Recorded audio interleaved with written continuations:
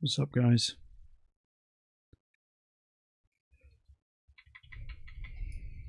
Let's just check we're up. Yep, we're up on Twitch.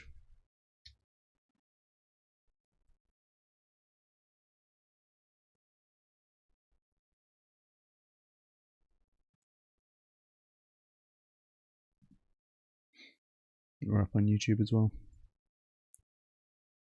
Good. Well, I'm going to do a bit of debate prep for real this time. I said I was going to do this the other day, and I was intending to. But we got distracted by some more interesting stuff, frankly. So it's a little low key because obviously I don't want my op to know about the prep that I'm doing, or to see the specific prep that I'm doing, I should say. So I might go ahead and private this after the fact. Let me just drop this in a couple of places where some people might be able to help. Just started streaming. Debate prep stream for a debate versus a carnivore dude in a couple of weeks.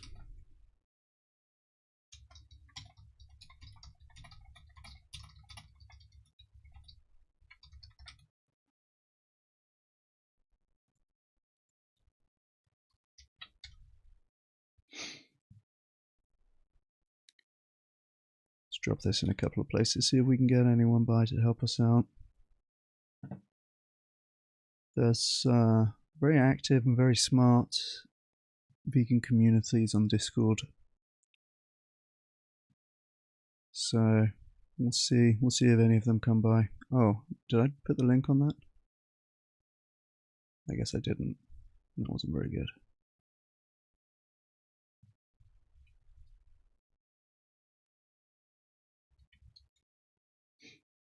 Nice. Okay, well, we'll see if anyone comes by.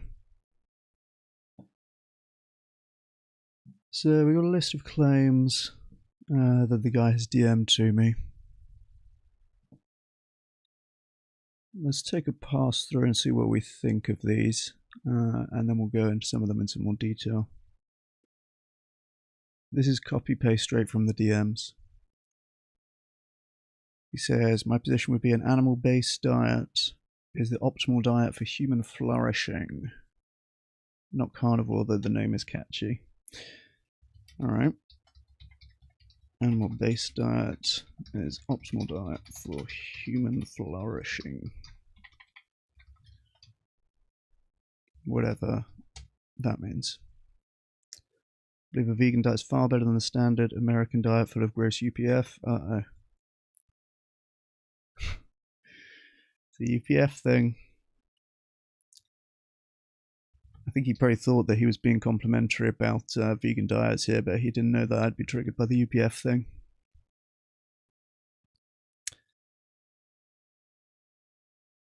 So he's got animal-based, better than carnivore, better than vegan vegetarian, better than UPF/SAD, which is standard American diet. If I were forced to pick SAD or vegan, I'd be vegan. Okay. So let's go animal-based diet, better than carnivore diet, better than vegetarian/vegan diet, and better than UPF diet. So this seems like a good opportunity to talk about my favorite topic. Plant-based meat is healthier than meat. And is UPF. Well, let's put despite being UPF.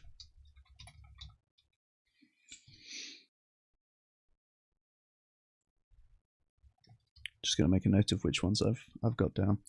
Cellulose/cellulase prohibits Homo sapiens from living healthy lives off of vegetables. Most veggie nutrients are unavailable for human digestion.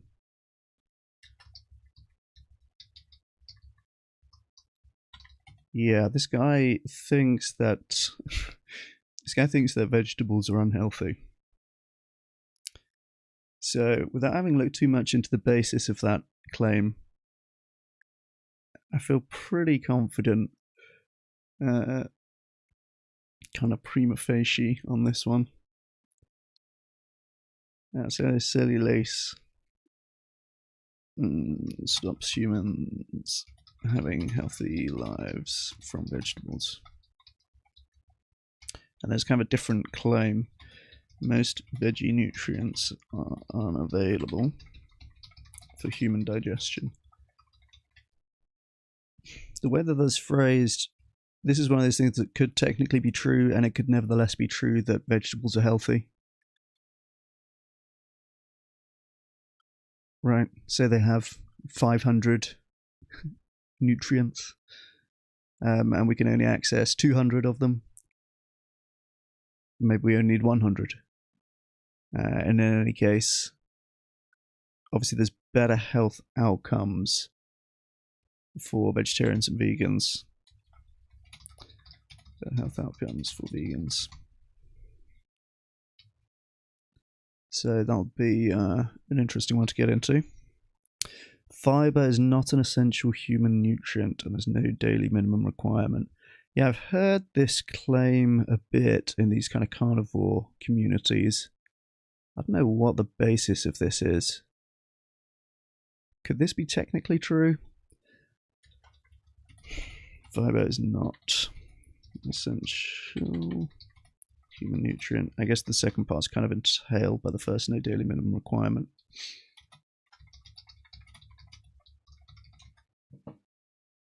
Presumably if it's not essential, there's not going to be a daily minimum requirement, right? I know that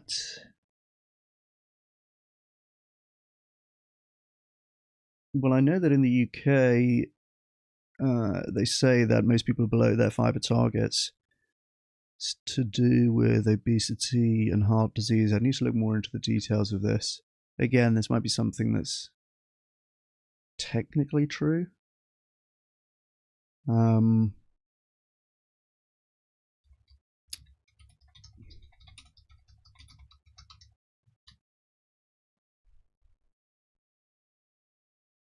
really depends what you mean by essential, I guess. But okay, we can look more into what's the basis for that.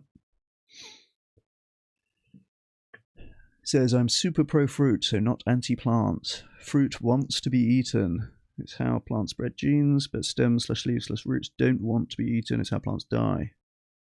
That's why all the anti-nutrients and toxins are in stems, leaves, roots.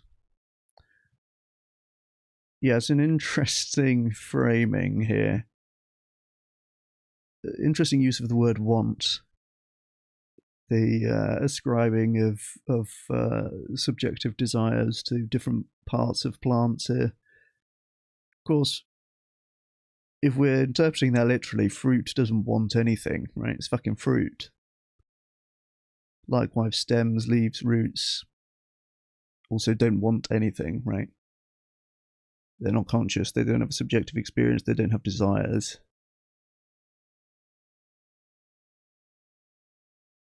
I wonder if he thinks animals want to be eaten. I suppose if I'm interpreting this charitably, he's saying, like from an evolutionary perspective, right? It's beneficial for the species of a particular plant for its fruit to be eaten, because then, birds poop out the seeds and all that kind of stuff. But it's not beneficial for their stems and leaves and roots to be eaten. But I don't see any reason to think that would entail that therefore it's unhealthy for humans to eat the stems, leaves, and roots. So, fruit wants to be eaten, stems, leaves, roots don't want to be eaten, which is why they have anti-nutrients and toxins. Hey Bretta, good to see you. Yeah, I'm assuming that's what he's talking about. It's an evolutionary argument, right? In which case, you could say, I'm going to say, do animals want to be eaten? And, one could say, well, that's like the evolutionary strategy of chickens. There's certainly way more chickens than there would be if we didn't like eating them.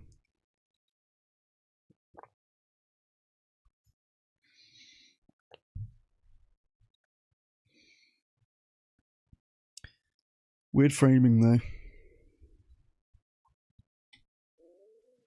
Well, let's put maybe. Maybe he says yes as an evolutionary strategy.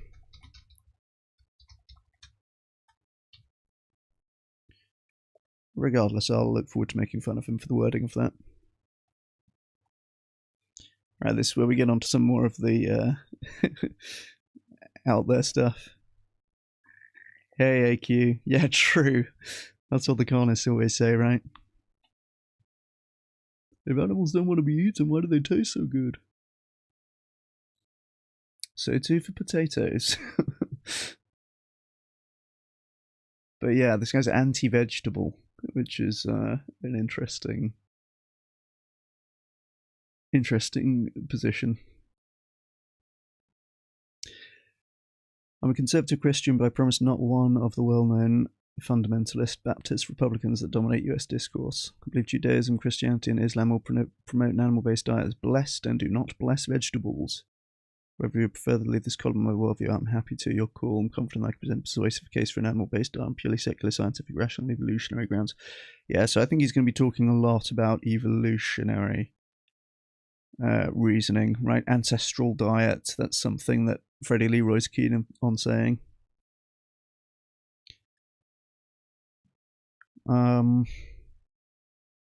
Yeah, I mean, I came back to this message and said, I'm an agnostic atheist, but we can talk about morality or ethics more broadly, not included here. And he said, I don't debate morality with atheists/agnostics because they cannot prove morality exists, only preferences. It becomes reductio absurdum without the base layer of divine intervention. So if it's fine with you, we can leave that off the table. This is Christian presuppositionalism, right? This is the Darth Dawkins thing, right? So, I mean, we could talk about preferences.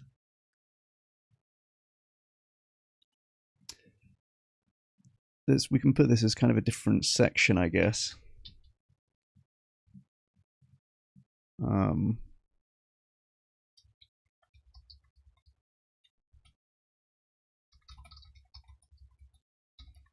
Oh well, I don't want to misframe what he's saying here. Can't prove morality exists. Okay, yeah. So I guess he is saying morality is based in religion then. Without the base layer of divine intervention. Morality is based in religion. Therefore, atheists/agnostics. And you talk about preferences. We can still talk about moral preferences, right?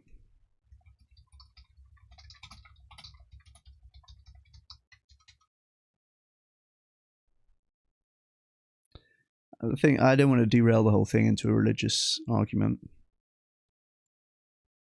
I wonder if we can find any basis for saying. I'm a bit reluctant to go down this road too much because it's probably going to be no more Bible quotes than I do. But I wonder if we can find any basis for saying in Christianity it's not the case that meat is blessed. So Christianity, Judaism, Islam will bless meat and do not bless vegetables. We'll have a look for that.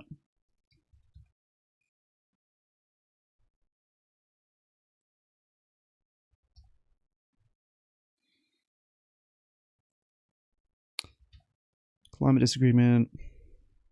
I acknowledged recently that fossil fuel consumption is the greatest human health invention of all time. Fossil fuel consumption is...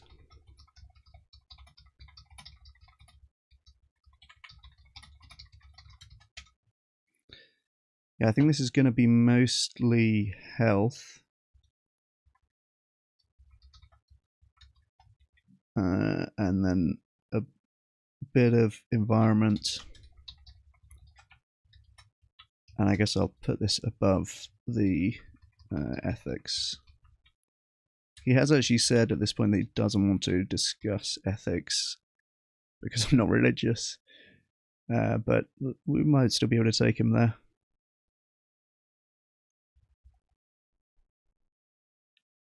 Okay, next, last bit of what he's written, and then we'll go on to looking into some of these claims a bit. Let's actually put all of this on the next tab.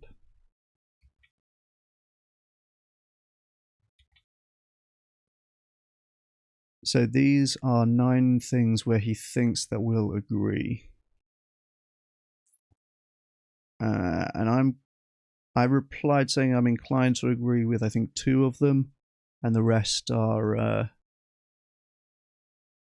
I'm either inclined to disagree or kind of need further defining.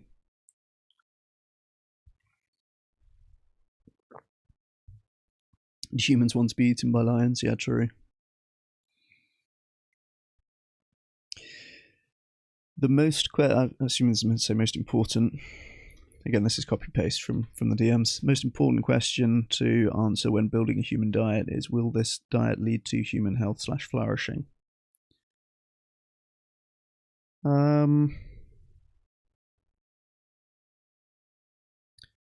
Yeah, I mean, I think certainly that is an important question. I don't think that it would override all other concerns. You could have a diet which leads to human health and flourishing, but that you don't want to prescribe for other reasons. For example, moral reasons, right? Now, I think I'm going to have to fight this on the health grounds mainly. So I'm guessing he's kind of trying to bait a disagreement out of me on this point. I also think this is probably defined, or it depends how you define this, right? Because you could say in a narrow sense, like, what is the healthiest diet that is going to give a particular person the nutrients that they need?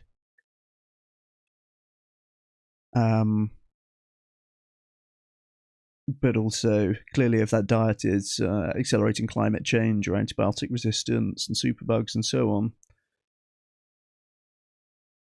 then in a broader sense, maybe not, right? Hey, Jason, good to see you. Thanks for joining.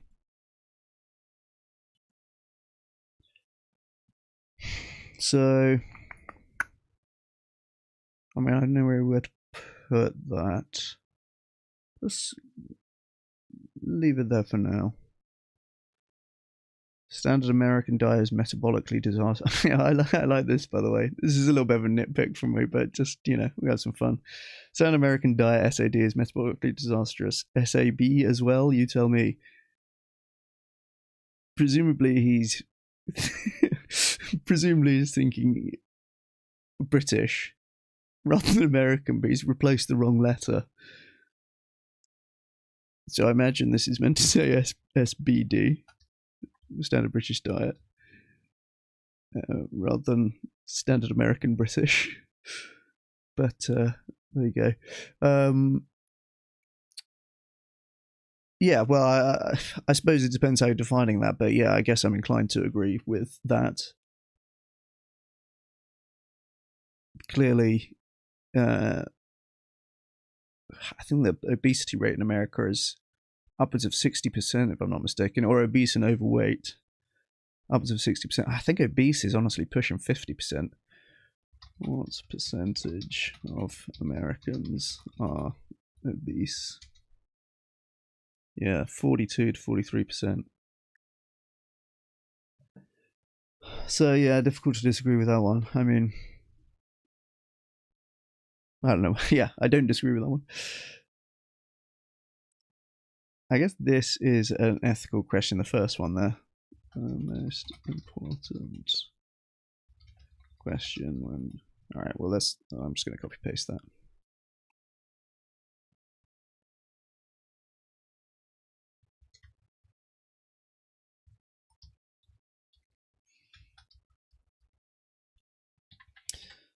So, what did I say about this? There are obviously other considerations which could trump this, e.g. moral. And then also human health and flourishing could be defined narrowly.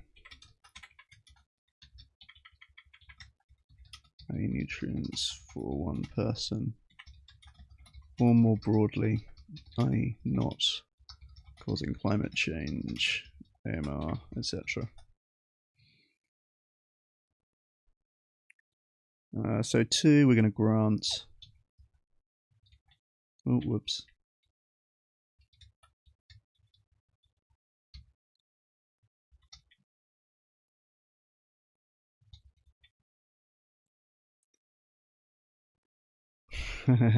Ultra processed foods are almost always inferior to whole foods. So this is, we can pick a fight with this one. And again, plant-based meat is healthier than meat.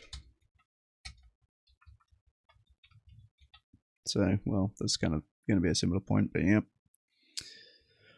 Multi-ingredient, this is a dumb point. Multi-ingredient foods are almost always inferior to single ingredient foods. Possibly you agree, or at least not entirely agree. Yeah, that's a dumb point.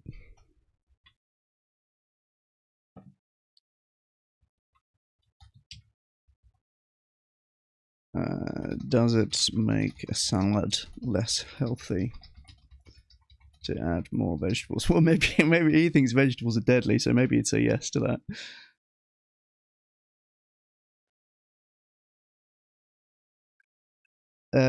There's another point in here. I'm just kind of going from a bit of an intuition about the idea of balanced diets. You clearly need different food groups.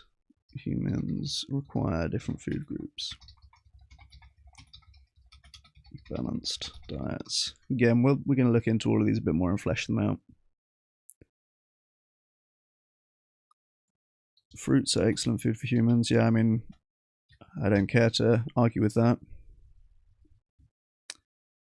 Short-term biomarkers are not equal to long-term human flourishing. Yeah, so this is relating to some of the evidence that I often cite around plant-based meats are healthier than meat. And he has pointed out, which is a fair thing to point out, that the study I'm pointing to used short-term biomarkers, i.e. raised cholesterol, and not, again, it's using the term human flourishing, which is a little bit fluffy for my taste. But are not long-term health outcomes, right? So that is true, but one thing I want to say on that, in the context of meat versus plant-based meat, this is true, but if meat were healthier than plant-based meat, there would be some evidence of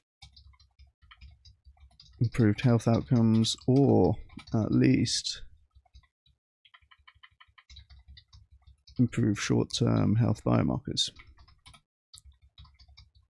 Right, so in this kind of dynamic, they want to say, well, you're only looking at raised cholesterol, doesn't actually show that there's an increased risk of heart disease. And I want to say, okay, but you don't have evidence of either. Hey, Rebecca, good to see you. Good question. Good question. Would you rather have someone buy the Vegan 2.0 gold hat or get to debate Piers Morgan on TV?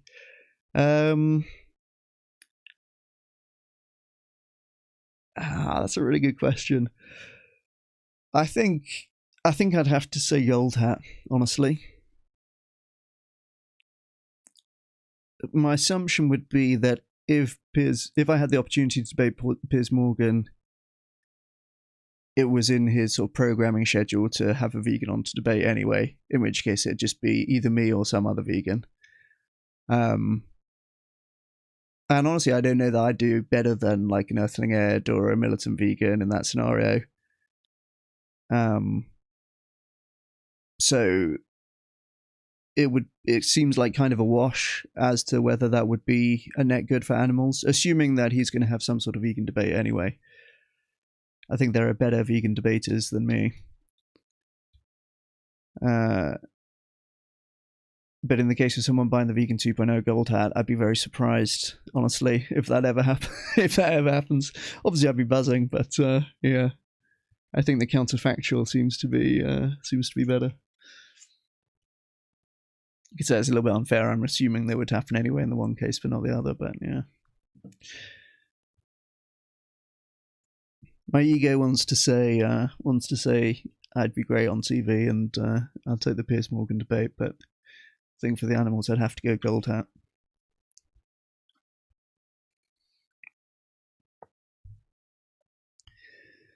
Environmental sustainability should be evaluated at the system level, not output level. I'm not sure exactly what this means, honestly. So we'll go on the list and we'll see. We can look into it. Here's the evolution. Humans evolved eating mixed diets. Hang on a minute. I thought you said that more ingredients almost always make something less healthy. So that seems like maybe it could be a contradiction. Or not directly, but contradictory with, in his worldview, maybe. Humans evolved eating mixed diets.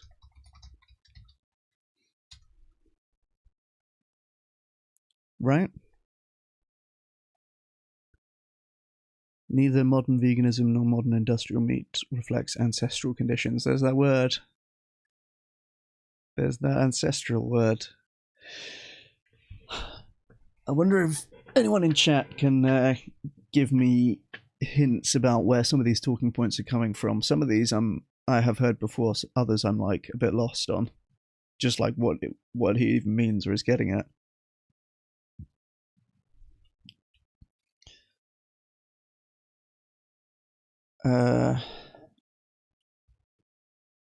So in my mind, well, first of all, contradictory with what was his phrasing? Multi-ingredient foods are almost always inferior. Now, I need to give this some thought, but it doesn't seem like there's going to be any reason to think that what humans evolved eating is going to be optimal from a health perspective today. Right, it seems kind of intuitive that it could be, but I actually don't think that that's the case.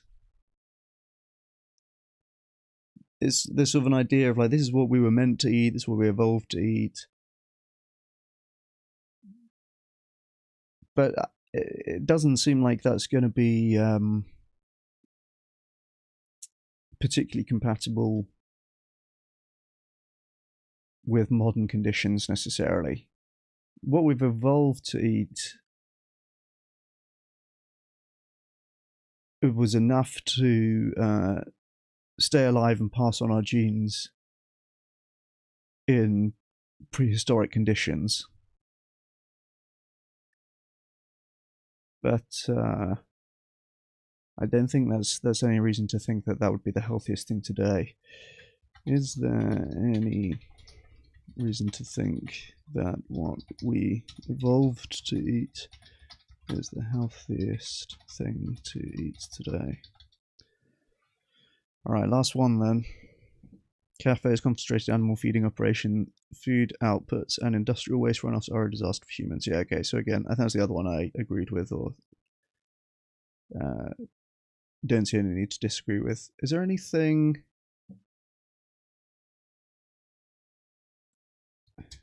worth having here for the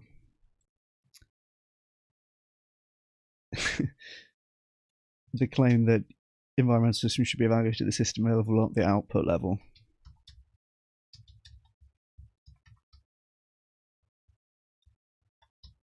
Well, here he's talking about the outputs. I mean, it also seems to be talking about systems, which is why I said I'm not really sure what he means by this.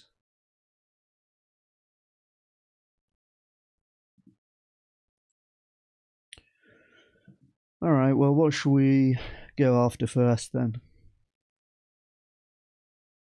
I think this is mainly going to be a health debate, so I'm going to focus, I guess, on the health stuff mainly. And I'm going to use Perplexity to get a look into this stuff. And then we can read some of the sources in more detail.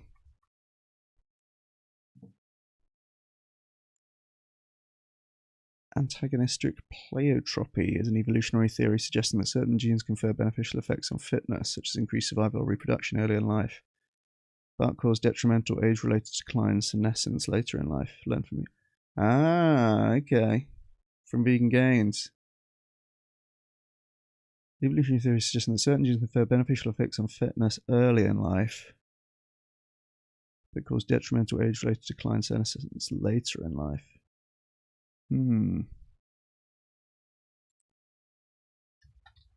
Antagonistic. Damn, this is.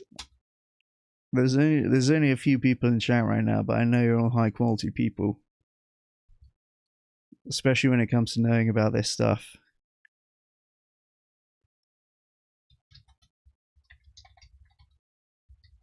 Certain genes confer benefits early in life.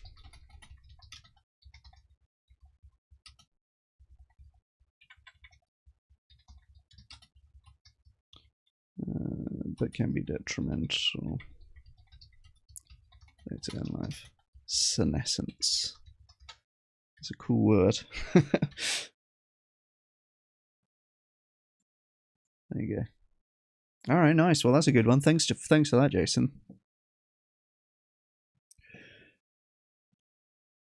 Right. So let's just take the top level then. What is the basis for this claim?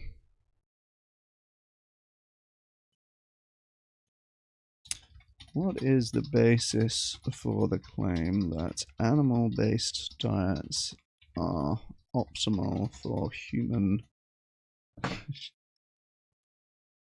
flourishing?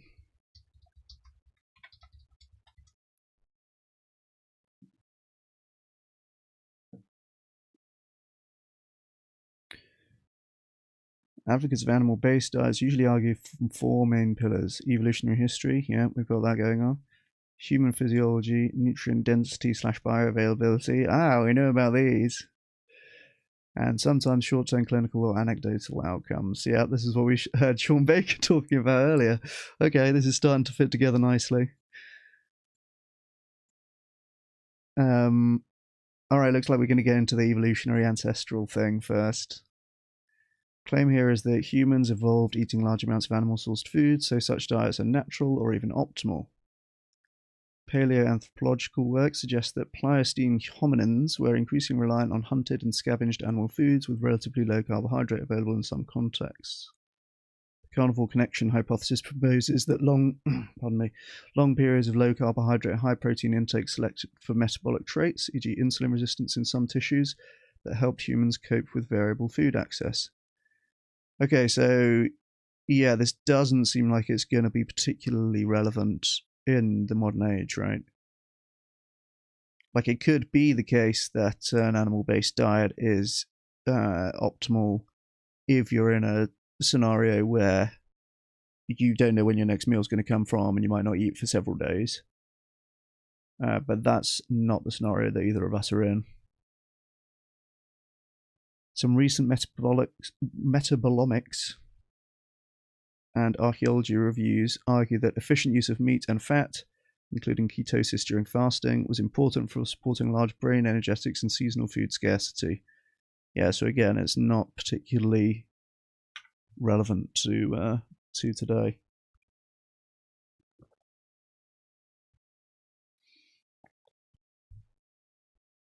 From this, proponents infer that diets rich in animal food, sometimes low in carbohydrate, better match evolved metabolic wiring and therefore support flourishing. So it is giving some sources,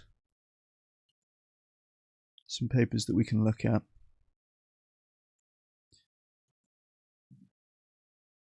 Let's read through and we'll see. We can go into these sources more if we need to.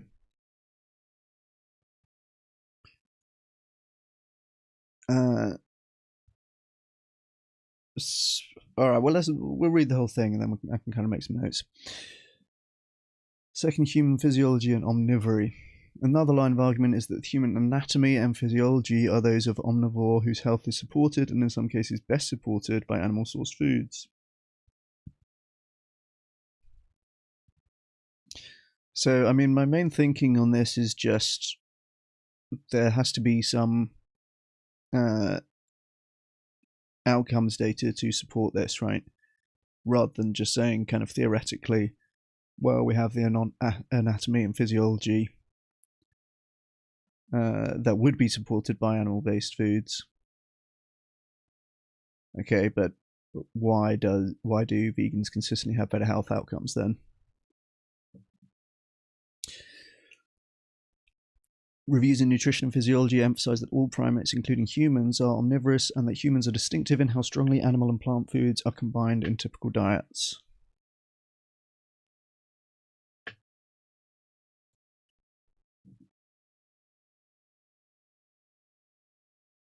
Humans are distinctive in how strongly animal and plant foods are combined in typical diets. Not clear what that means exactly. We can ask further questions here. Some authors contend that an omnivorous pattern rich in whole foods and including animal products is most likely to support human health and ecological health compared with extremes at either end. Interesting. Oh, that's the same source, okay. Proponents of animal-heavy diets often point to gastric acidity, small intestine length, and bile production as features well-suited to digesting meat and animal fat. Yeah, okay, so this is all mechanistic stuff again. Hey, Miss Teaspoon, nice to see you. Thanks for joining. Good to see you.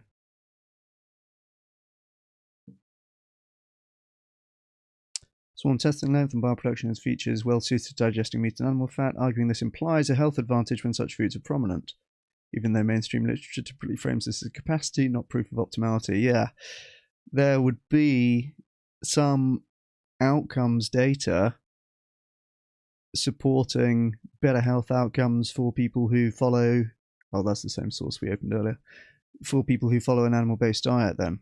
So this is all mechanistic stuff so far, and is trumped by outcomes data. We've got the evolutionary stuff. Well, let's actually make some notes here. Evolutionary argument based on conditions which don't apply to us today, e.g. an animal-based diet may increase insulin resistance or enable people to go long periods with unreliable food supply. But we don't need to do that.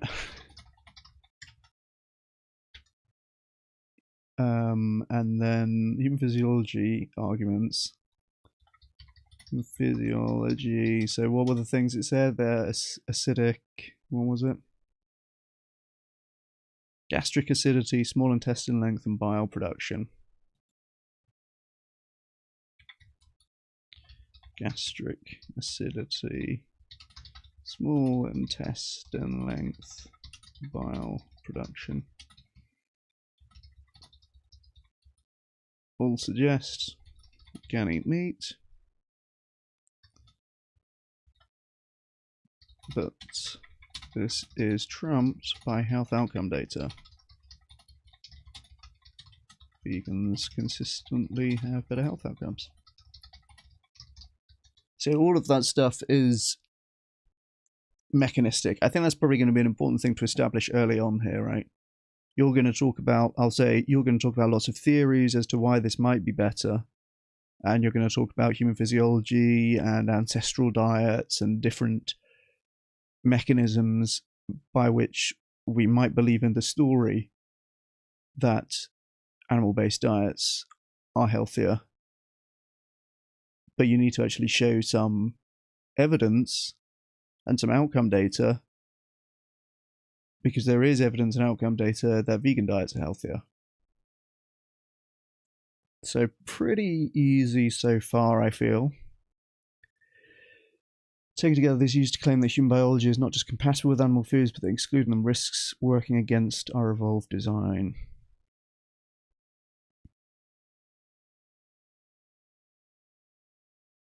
Yeah, so this is, again, inference and mechanistic stuff. Hey, AQ. Oh, that's fucking dropping the DOIs in chat. I appreciate that. Optimal dietary patterns for healthy aging is this paper. True, Miss Teaspoon. As global population age is critical to identify diets that, beyond preventing non-communicable diseases, optimally promote healthy aging. Here, using longitudinal questionnaires, the Nurses' Health Study and the Health Professionals Follow-Up Study, we examine the association of long-term adherence to 8 dietary patterns and ultra-processed food. Ultra-processed food consumption with healthy aging, as assessed according to measures of cognitive, physical, and mental health, as well as linked to 70 years of age free of chronic diseases. After up to 30 years of follow-up, 9,771 of 105,015 participants achieved healthy aging. So 9% of the large sample achieved healthy aging. For each dietary pattern, higher adherence was associated with greater odds of healthy aging and its domains. What? Can't be the case for all the dietary patterns. Long-term adherence to 8 dietary patterns. The odds rate, unless it's just saying that it matters what you consistently eat the same thing, which I guess is possible. The odds ratios for the highest quintile versus the lowest range from 1.45 to 1.86. Odds ratios for the highest quintile versus the lowest. Oh, a healthful plant-based diet to 1.86. Alternative healthy eating index. Okay, so there's some particular diets here that I need to have a look at. When the age threshold for healthy aging was shifted to 75 years, the alternative healthy eating index showed the strongest association with healthy aging, with an odds ratio of 2.24. Higher intake of fruits, vegetables, whole grains, unsaturated fats, nuts, legumes, and low-fat dairy products were linked to greater odds of healthy aging, whereas higher intakes of trans fat, sodium, sugary beverages, and red or processed meats, or both, were inversely associated. Okay, nice. This is good. Good to know. Our findings suggest that dietary patterns rich in plant-based foods with moderate inclusion of healthy animal-based foods may enhance overall healthy aging, guiding future dietary guidelines. That's super useful. Thank you for sharing that, AQ. There's a chart on page 6. I'll check it out. Let me not just drop this in my main notes here, but I'll add a source here I'll add a tab here for sources. And this has a nice feature now where you can replace that with the title. Let's have a look at that chart quick.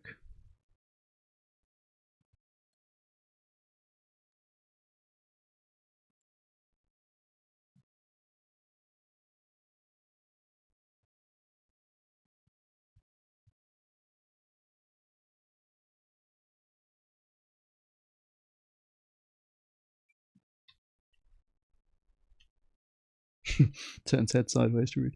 Healthy aging, intact cognitive function, intact physical function, intact mental health, free from chronic disease, survived 70 years of age. Okay, and then green is going to be positively associated, red is going to be negatively associated. So fruit, there's the healthy fruit. We can agree on that one. Matt Achtung. Added unsaturated fats, leafy green vegetables. Vegetables. They don't want to be eaten though. Right? Dark yellow vegetables. Yogurt, low-fat dairy, olive oil, other vegetables. Oh my god, all the vegetables seem to be healthy on this measure. Nah, this has got to be wrong. It's saying vegetables is healthy. Trans fats, total meats. Fuck me, that's one of the worst. Worse than sodium. Red and processed meat, butter and margarine, unprocessed red meat. Basically, all of the least healthy ones here are animal products, hey? Apart from margarine so far. Creamy soup, that's an interesting category. Yeah, this is helpful. Organ meat's also negative. That's going to be a big thing for the ancestral diet, guys. Miscellaneous animal-based foods. French fries, added sugar and fruit juices. Fruit juices, yeah, okay. Low energy beverages, liquor. Fuck me, liquor. That's not good. That's not good for his case, is it? Liquor is considerably higher up the list than all meats here.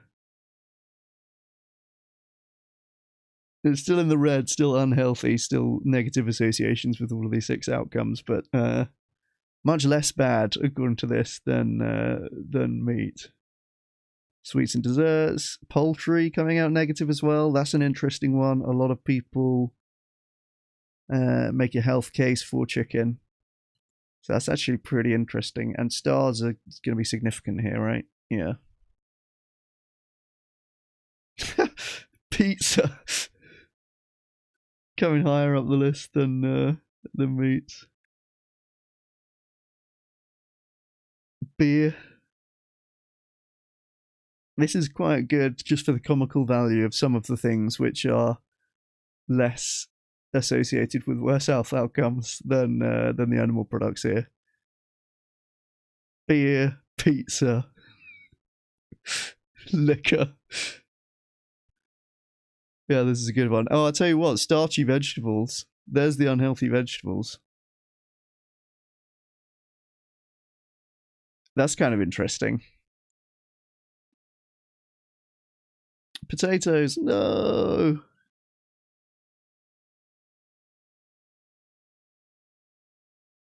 There was a monk who made the champagne flute.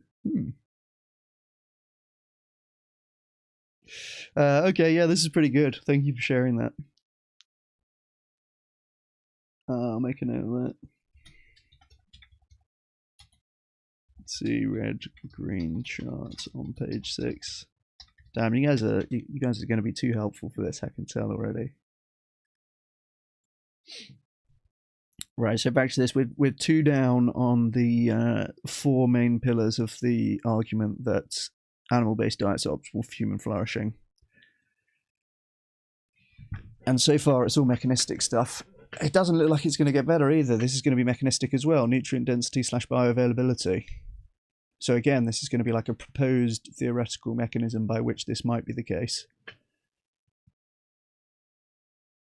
And the 4th one looks like it is going to be important. It's going to have to do a lot of heavy lifting, short-term clinical or anecdotal outcomes. If there's some clinical studies showing better outcomes for animal-based diets, that'll be something to contend with. But this is all pretty non-compelling so far. Damn, I really thought there might be more of a case that I'd have to argue here. But it looks like it might be pretty easy.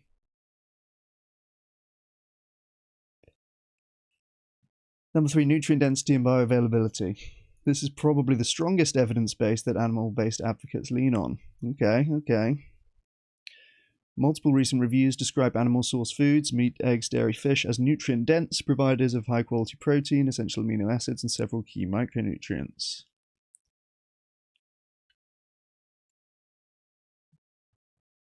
Nutritional importance of animal source foods, improving welfare. Oh, that's the same. All right, we got that one already.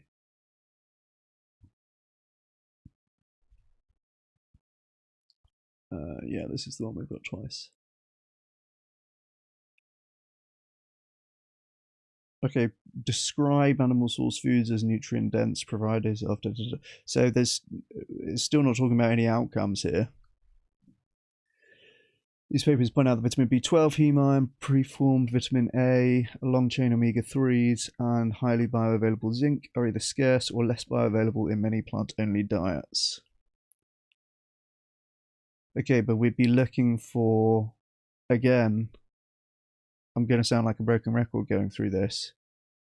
We'd be looking for some evidence of worse health outcomes for people excluding animal products then. So surely one of these sources is going to be giving some evidence of worse health outcomes for people who exclude animal products, right? Nutrition, we got that one. We got that. Are these the same paper?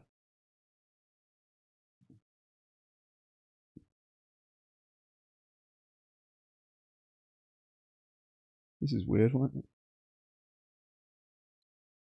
Where's the paper?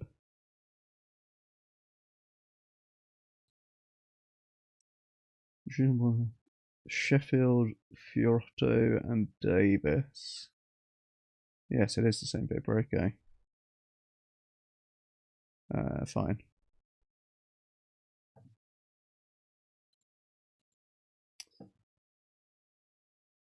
In undernourished populations, adding modest amounts of animal source foods improves child growth and cognitive.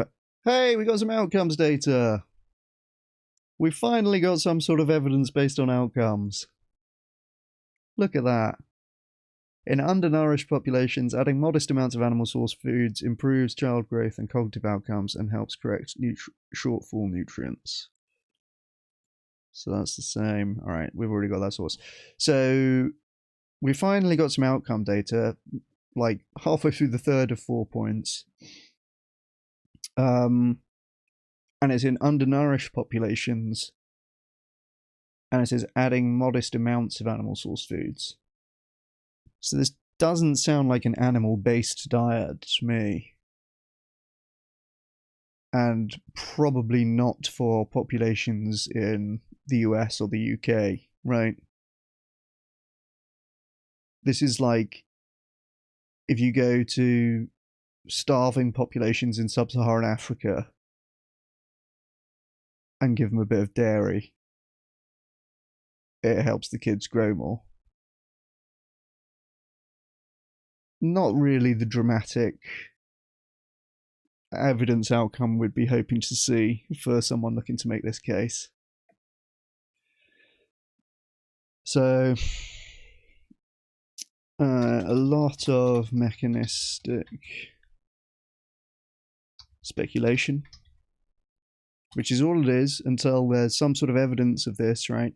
All the stuff about gastric acidity, having small intestines, bile production, evolutionary, ancestral diets, right? That's all mechanistic speculation.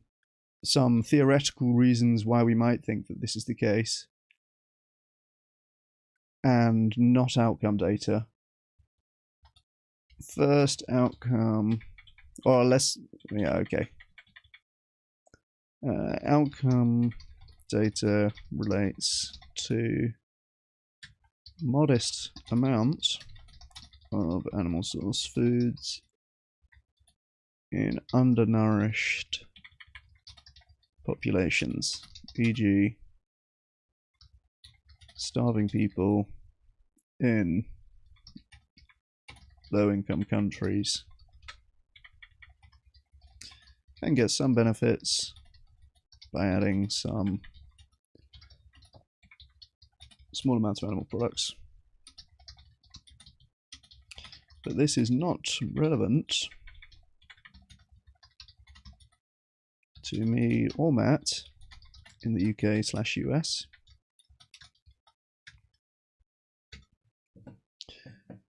So we got there eventually. We got some outcomes data, but it's not exactly the slam dunk that he would be looking for. Let's see if there's anything else.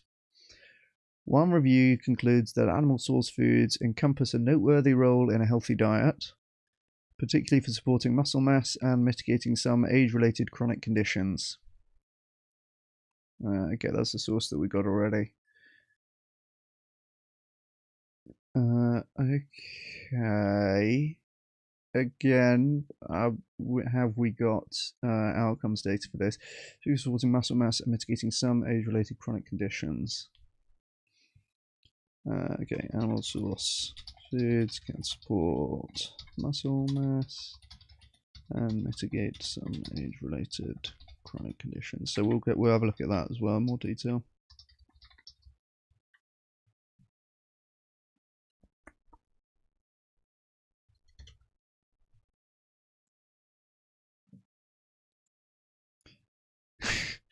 Advocates extrapolate from this. I like that. In fairness, I've used a very neutral wording in my AI search here, right? Would you agree with this? This is not the fucking LinkedIn carnists going to ChatGPT and saying, give me all the arguments why beef is healthy. What's the basis for the claim that animal-based diets are optimal for human flourishing? And I like that even in the response, it's giving a lot of like critical, skeptical language. Advocates extrapolate from this that diets centered on animal foods, sometimes with plants as a sideshow, provide everything you need to thrive more reliably than plant-focused patterns. So yeah, that is quite the extrapolation.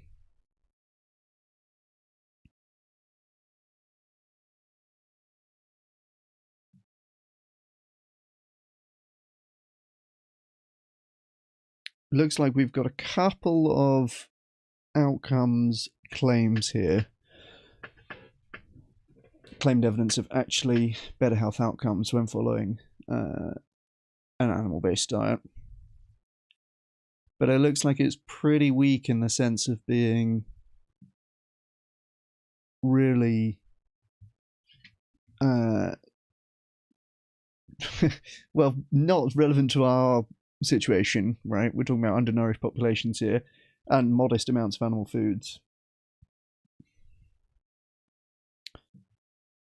And then there's something about this wording that makes me think this is going to be kind of bollocks as well. We can read that review.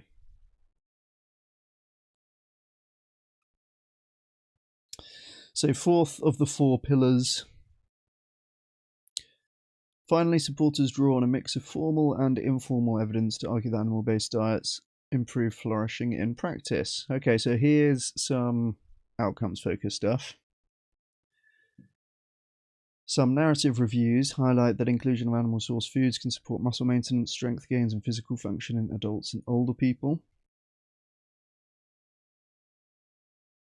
Okay. You know what, I don't want to get these confused with his claims. What's the best way to format this? Because these are not things that he has given me in advance.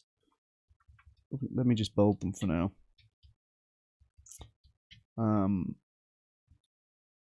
So narrative view. Like animal source foods, got muscle maintenance, strength gains, and what was the other thing it said? Physical function. Okay.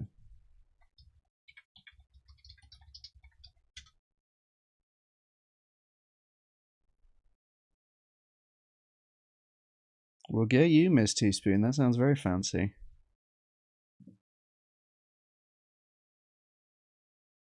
True, yeah, he must be spiritually okay down. Yeah, I see what you're saying.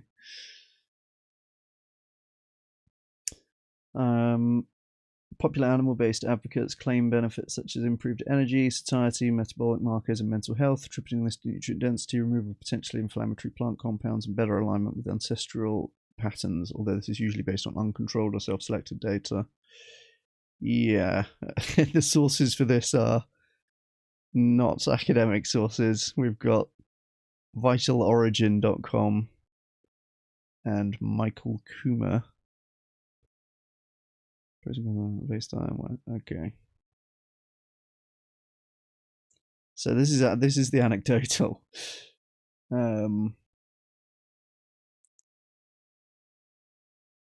don't even know whether to include this really. This is not proper evidence. We can have a look at them.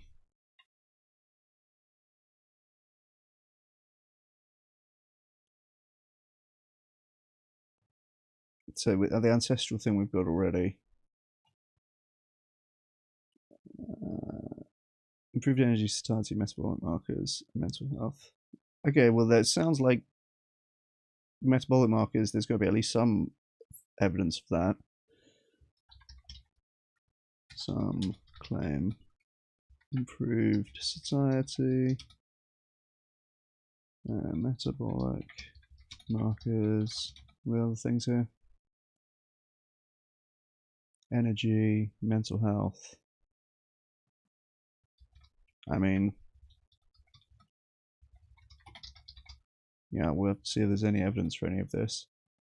And then removal of potentially inflammatory plant compounds. I can put as a separate thing. Removing potentially inflammatory. I like the hedging there. Plant compounds.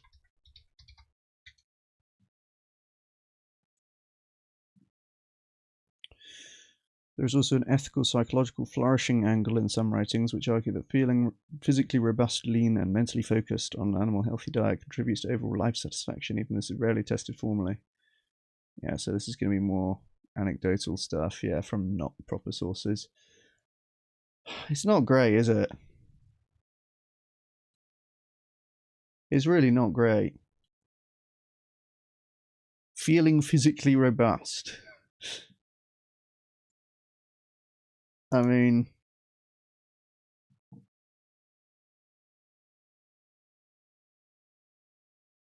the problem is, you could say a similar thing about drinking all the time. Right? When I drink loads of vodka every day, it makes me feel energetic and upbeat and ready to take on the world. And that contributes to better mental health and improves my overall life satisfaction. And never mind what clinical evidence says about the effect on my liver and kidneys. Never mind long-term outcomes data. Never mind actual evidence on the healthiness of these things. It's fucking vibes. It's good fucking vibes, alright? Losers. So this is all pretty weak. Mainstream public health literature, to be fair, tends to conclude that predominantly plant-based whole food diet with limited animal products are most protective against chronic disease, and that more plants, fewer animal feeds is generally beneficial, but the animal-based optimal flourishing position leans heavily on nutrient density, evolutionary plausibility, and selected clinical life outcome analysis as its basis. Fuck me, okay, this might be easier than I thought. I thought there was at least going to be something here to contend with. I've never really looked at like the carnivore stuff, but I really thought there was going to be something here. Oh, this, okay, well, these are the pro plant-based diets sources. Well, that would be an interesting one to have a look at.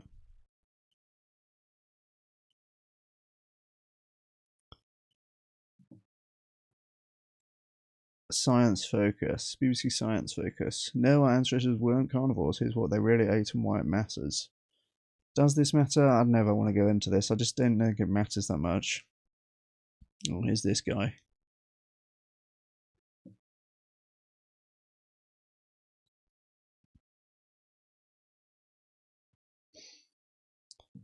I mean, it might be nice to be able to refute if he's set on saying that if this is like one of his main arguments, but I just don't think it matters.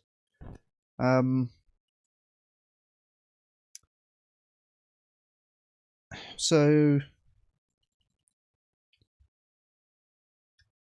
am I understanding correctly that most of this is mechanistic speculation and there's very little health outcomes data to support the position that an animal-based diet is healthier? And I just want to say,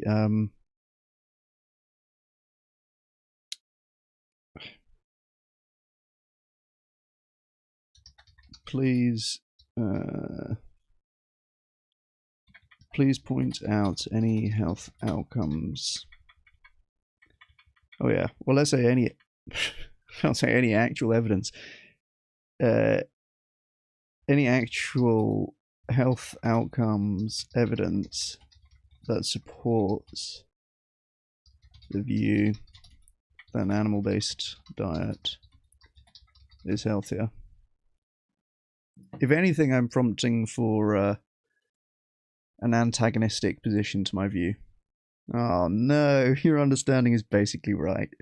The animal-based is healthier claim rests mostly on mechanistic reasoning, evolutionary stories, and self-reported outcomes with very little high-quality long-term outcomes data showing an animal dominant, let alone plant-exclusive avoiding diet is superior for general health. Oh dear. Well, this might be, honestly, this debate's in like 2 weeks, and here I was thinking like, fuck, better get started, better get studying, I'm going to need to know how to combat all the evidence that he's going to bring up. But, I guess I just made some time back. Plant animal fat intake and everyone, alright. Well, this is all going to be evidence that supports my position, though, which I'm not that interested in reading at this stage. Plant animal based diet, quality and mortality among US adults. Oh, that'll be an interesting one. Differences in all cause mortality risks. Alright, well, I guess I do want to stack up. I guess I do want to stack up evidence to show him. What evidence actually exists for animal heavy diets? So far, outcome data in favor of very animal heavy dietary patterns are narrow, short term, and usually uncontrolled. Uh-oh. Well, he has this thing, short-term biomarkers not equal long-term human flourishing. So I can ask him, is there any evidence for animal-based diets leading to better, oh, is this the same thing I've already written? Kind of. Better long-term health outcomes.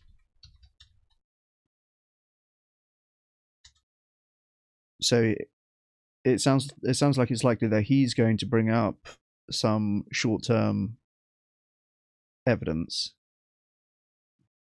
in which case I'll remember to say, you were very insistent that short-term biomarkers are not equal to long-term human flourishing.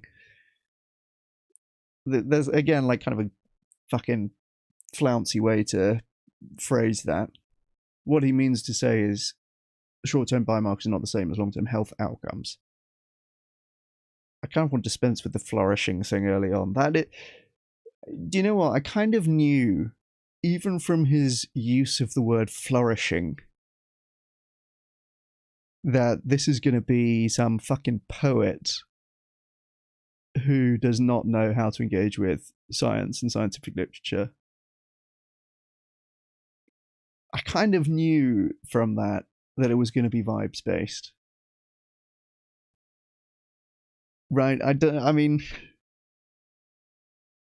the word flourishing, I'm going to guess, is largely absent from scientific literature relating to health outcomes, right? I'm sure there's some stuff in the social sciences. Or even, you know, you could even talk about it from like a mental health perspective or something like that.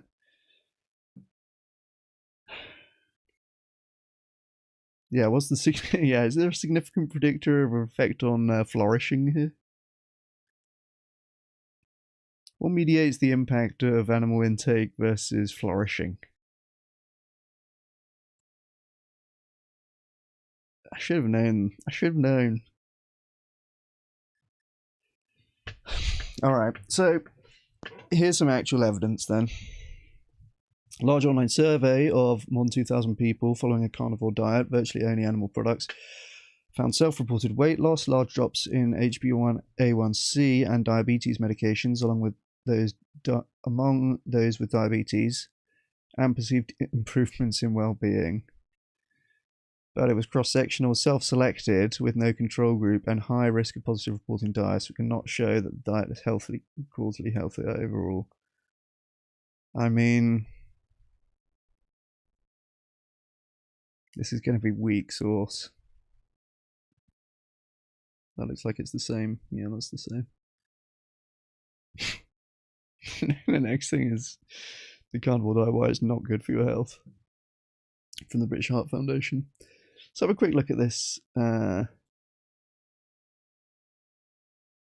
this survey methods. A social media survey was conducted between 30th March 24th June 2020 among adults self-identifying as carnivores consuming a carnivore diet for more than 6 months.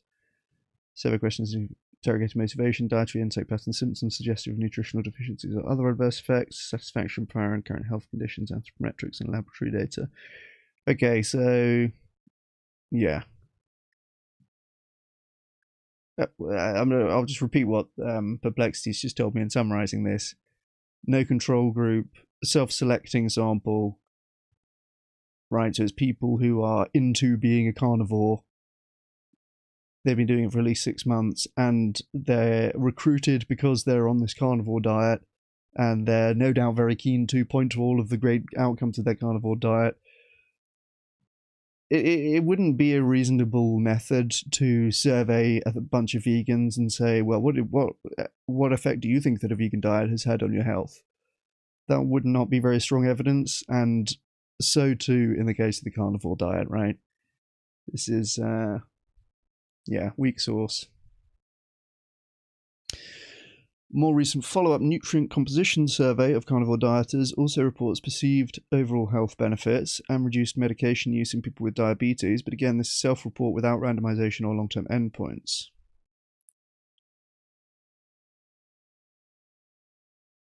Okay, so we've got a few self-report surveys, no actual health measures. A small case series, 10 patients, reports that ketogenic, mostly carnivore diets were associated with clinical improvement of medication reduction in inflammatory bowel disease, but this is uncontrolled and exploratory. The medication reduction is kind of interesting. That's one thing that is tangible from this, right? And is not just vibes. Like perceived health benefits. I mean, again, like vegans would say the same thing if you're trying to advocate for your diet and you're really into this diet and this is like something that you think everyone should be doing.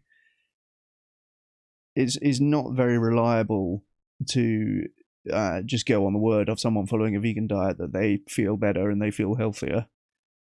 You'd want to be saying, let's actually look at some long-term comparison studies. Let's look at some epidemiological data, looking at what the differences to health outcomes are over time, right? So too in the case of the carnivore diet. And actually, if we look at that data, we see that vegans almost always have better health outcomes. And I'm guessing, I mean, I've asked it for please point out any actual health outcomes evidence supports the view that an animal-based diet is healthier. If there was some epidemiological evidence for better health outcomes on an animal-based diet, I'm thinking it would be giving it to me here.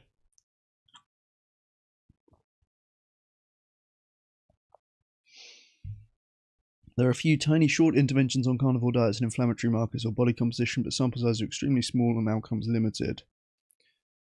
E.g. n equals 4 pilot type work. Okay.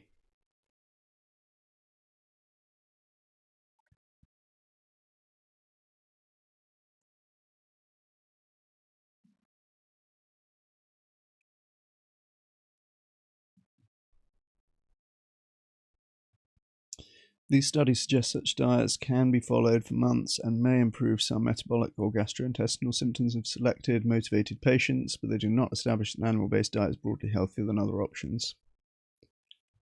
Yeah. Low-carb, often animal-heavy diets versus outcomes. There is much better evidence for low-carbohydrate diets, which are often, though not always, relatively animal-rich. These are not carnivore and often include non-trivial plant foods. Systematic reviews and RCTs. Oh, here we go. All right, this is something. Systematic reviews and RCTs of low-carb diets, less than 45% of energy from carbs, typically higher in animal protein and fat, show better short to medium-term weight loss, lower triglycerides, and improved HbA1c compared with low-fat diets in people with overweight, diabetes, or MASLD. All right, well, that's something. That's something.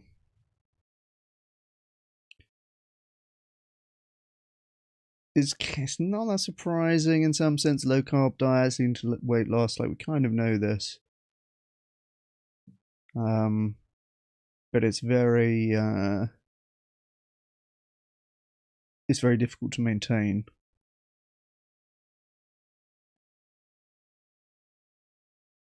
I'd like to hear from any of the vegan people what they have to say about this kind of evidence.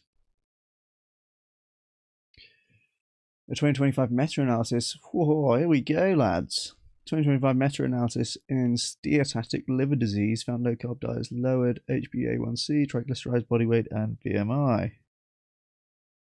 Okay. So again, this is low-carb diets, often animal-heavy. All right, fair enough. However, these trials usually run for months to a couple of years, focus on intermediate risk factors, and do not demonstrate superior long-term cardiovascular or mortality outcomes. Nor do they isolate the effect of animal foods opposed to carbohydrate restriction per se. Okay, so this is not the kind of large cohort, long-term studies over several years that almost always find better health outcomes for people following vegan diets. It's not looking good. This was the main... This is like the strongest evidence that we've seen. It's on some health outcomes, or it's really on health markers, isn't it?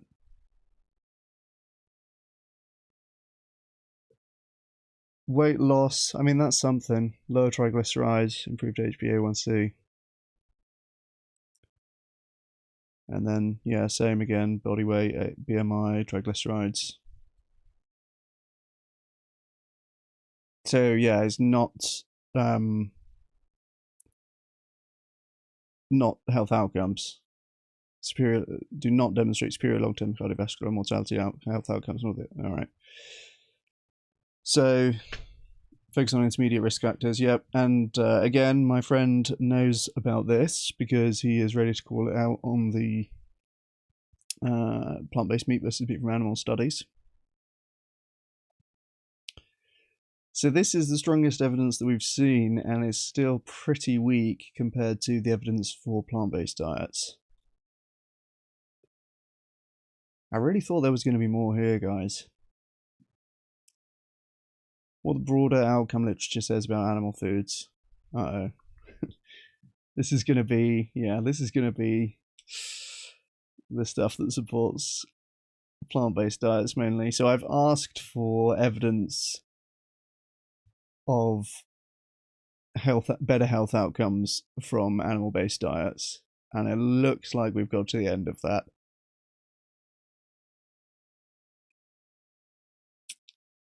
Now it's giving me the disclaimer. I guess it thinks that I'm exploring taking up a carnivore diet and prompting it to give me arguments for that, and it's gonna now give me the disclaimer.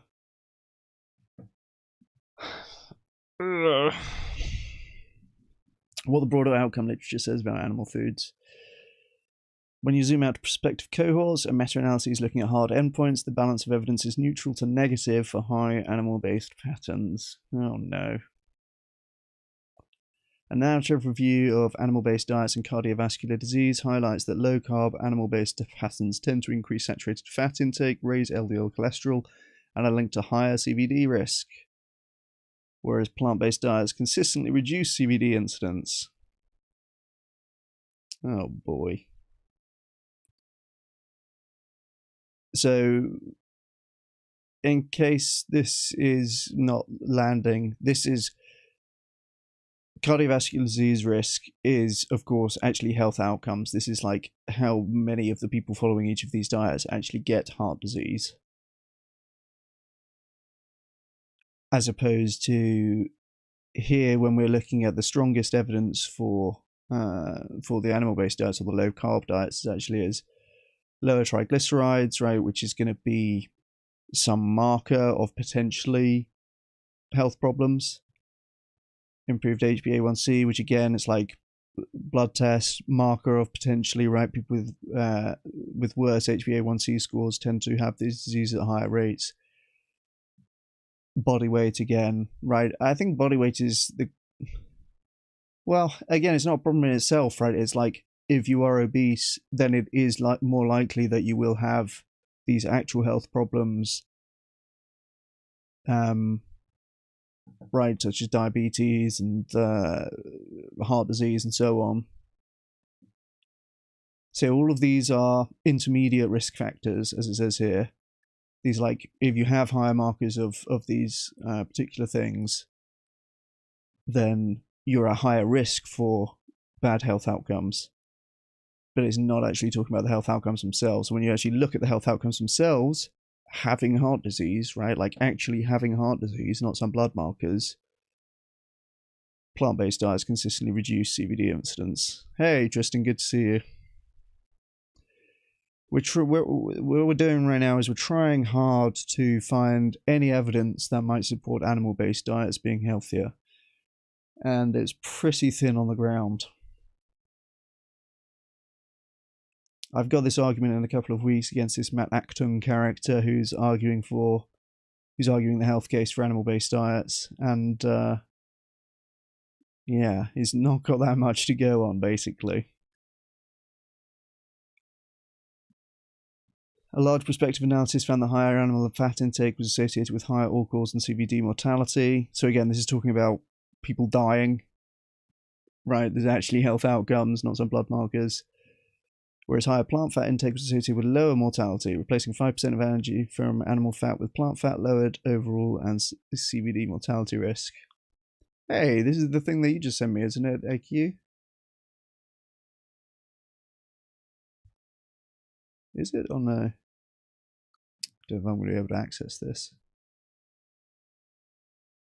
Oh no, I guess it's a different thing.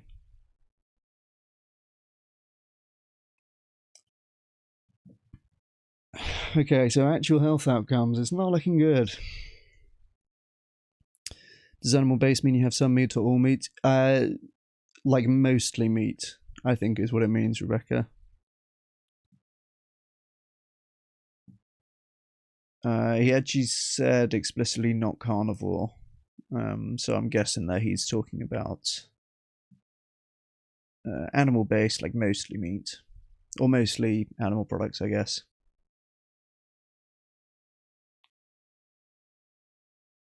Another cohort using separate indices for plant and animal-based diet quality observed that higher quality plant-based patterns were associated with lower all-cause mortality, while higher animal protein intake was associated with higher mortality.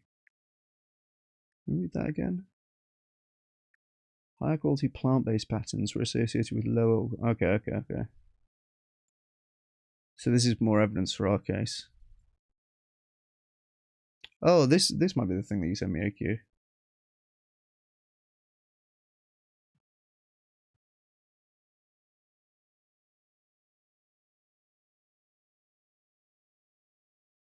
Oh no, I guess there's another thing again. There's just so... there's literally just so much high quality evidence that a plant-based diet's healthier. This is going to be a bit of a silly debate, honestly. This is why mainstream cardiometabolic guidance leans towards more plants, modest animal products, rather than animal-dominant patterns. Yeah.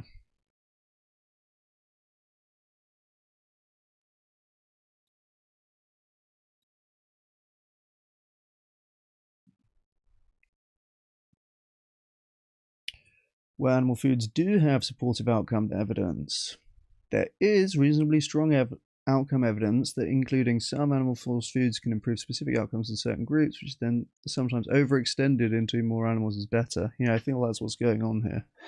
Again, I've prompted this AI to give me the evidence that an animal-based diet is healthier. So it's really looking hard here. But it's coming up with mostly weak evidence, and now we're going to look at some strong evidence, but it's pretty narrow by the sounds of it. Trials on longitudinal studies in low income settings, yeah, so again, it's talking about like poverty stricken nations basically, show that adding small amounts of meat, fish, dairy, or eggs to otherwise poor diets helps improve child health and growth, anemia, and some cognitive outcomes. Yeah, so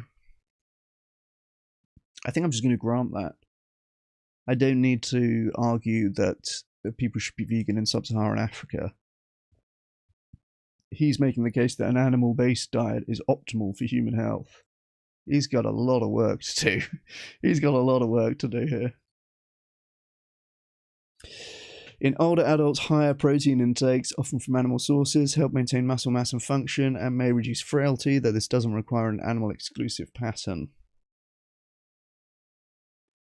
Yeah, so older people, basically old people and starving people, including some animal foods. And even then, it's saying it doesn't need to be an animal dominant diet. This supports animal foods can be very helpful, especially where diets are limited. Not animal-based diets are globally optimal. Okay. Bottom line, so far there is some mechanistic and nutrient density rationale for including animal source foods. Yep, so this is the weak evidence for a broad case. And even then it's including animal source foods, not saying animal-based diet. Some short-term and self-reported data suggesting carnivore/animal-heavy diets can improve weight and metabolic markers or symptoms in selected individuals. Yeah, the selected individuals are doing a lot of work there. When your method involves going on like a carnivore forum and saying, "Hey, everyone, come take my survey," I think it describes in here like motivated individuals, right? It's not going to be it's not going to be a proper sample, and it's not going to be proper measuring. You've got people who are motivated to report good outcomes from a carnivore diet, and there's no actual health measurements going on, health outcomes or markers. But little to no robust long-term evidence that animal-based diets are healthier overall than well-planned plant-predominant diets, and substantial cohort evidence pointing in the opposite direction for mortality and CVD risk when animal fats and proteins are high. Yeah, it's not looking good for the animal-based case.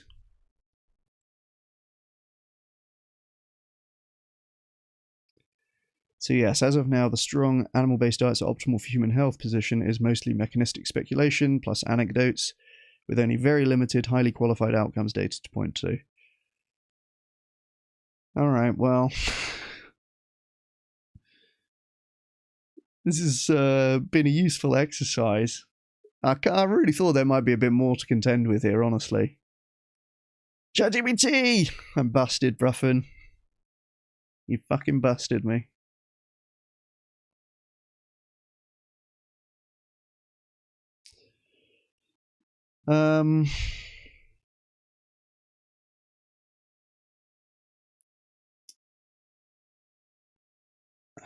What else can I poke at here? I feel like it's kind of done already. I'm two queries in, and I feel like it's done.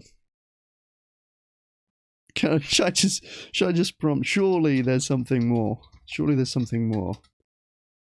Some people appear very confident that an animal-based diet is optimal for human flourishing. Surely there must be some better evidence for long-term improved health outcomes from an animal-based diet. more than just mechanistic speculation and weak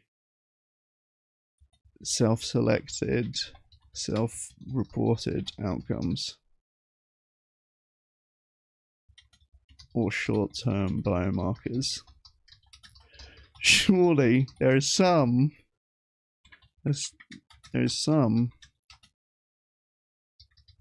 long-term evidence for better health outcomes.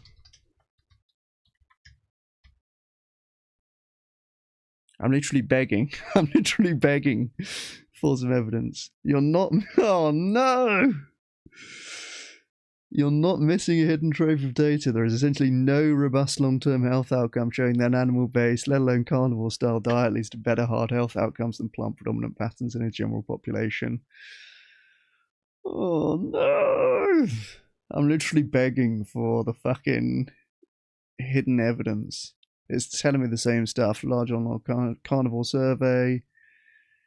2026 scoping review of carnivore diets identified 9 human studies, mostly surveys and tiny interventions. It found short-term benefits like weight loss and improved HbA1c, metabolically unwell people, but frequent substantial rises in LDL and total cholesterol, no long-term morbidity or health mortality data. The large online carnivore survey reports big self-reported improvements in weight, diabetes control, and well-being, but is cross-sectional, self-selected without controls. The authors explicitly say long-term effects are unknown and results in cautious interpretation. 2025 systematic review on meat, protein, and longevity concludes that meat and high animal protein are great for hypertrophy, short-term nutrition, short-term energy, but a very poor choice when it comes to healthy aging and longevity, and argues a carnivore diet has too many adverse long-term side effects for a longevity-focused pattern. In other words, the current literature explicitly does not claim long-term superiority. If anything, it flags potential long-run risks. Long-term outcome data on animal-heavy, low-carb patterns, where we do have long-term outcomes, is really trying to give me something here as the arguing for an animal-based diet here. It's really trying to answer my query with something that would satisfy the carnivore doing this search. Where we do have long-term health outcomes, the signal for animal-heavy patterns is neutral at best and often worse than alternatives. Fuck's sake. In ARIC, plus a meta-analysis of 7 cohorts, low-carb diets were linked to higher mortality than moderate carb intake. Oh, for fuck's sake. I thought the low-carb thing was at least something that they had. Linked to higher mortality. Critically, low-carb patterns high in animal fat and protein had higher mortality risk, whereas low-carb patterns using plant fats protein had lower mortality. What is this guy possibly going to argue? Is it just going to be vibes? It feels... Sometimes I feel a bit mean doing this kind of thing, because this guy that I'm debating is not a researcher, he's not an understander of scientific literature. It feels like attacking an unarmed person when I've got a fucking knife. Do you know what I mean? Like, at some stage it feels like bullying. But these people are just so confident when we're arguing in the comment section. I can't help myself challenging them to the live debate. And then if they want to do it, like, I can't really it'd be patronizing for me to say to him, no, mate, don't do this, you're going to embarrass yourself. I guess I just have to let him walk into it. But it feels kind of mean, do you know what I mean? Like, I feel like I'm fucking bullying this guy. Among MI survivors in the Nurses' Health Study and Health Professionals Follow-Up Study, greater adherence to an animal-based low-carb diet after MI was associated. What is MI? MI, health condition. Myocardial infarction, commonly known as a heart attack. Oh, okay. Among MI survivors in the Nurses' Health Study and Health Professionals Follow-Up Study, greater adherence to an animal-based low-carb diet after MI was associated with higher all-cause and CVD mortality. No benefit was seen for low-carb overall. Oh, vey.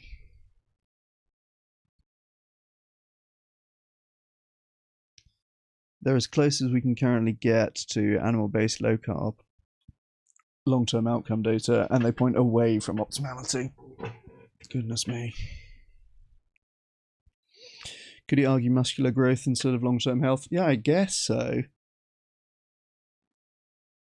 If you want to fucking die young, I guess. I might die of a heart attack at 40, but I'll have sick gains in the gym in the meantime. Is that flourishing? I don't know. I don't know about that one, Chief. Long-term data on animal protein and fat versus plants. Large cohorts consistently favor plant-derived over animal-derived protein and fat for longevity.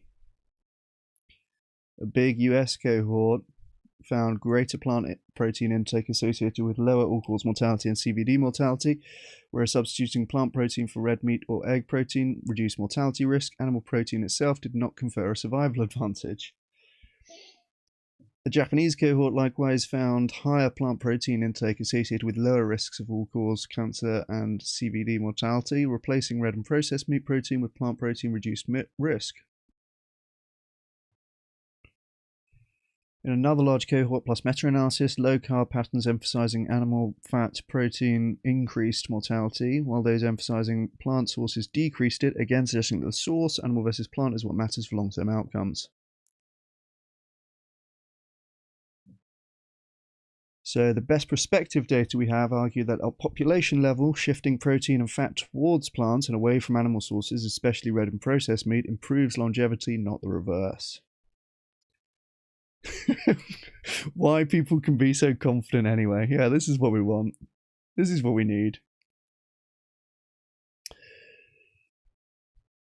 Given that the strong online confidence in animal-based is optimal is built mainly on mechanistic and evolutionary arguments, gut anatomy, brain evolution, insulin dynamics. Yeah, that's what we saw a lot of in the first answer. Nutrient density data showing animal foods are efficient sources of certain nutrients, B12, iron, etc., especially in undernourished or restricted contexts, which again is mechanistic.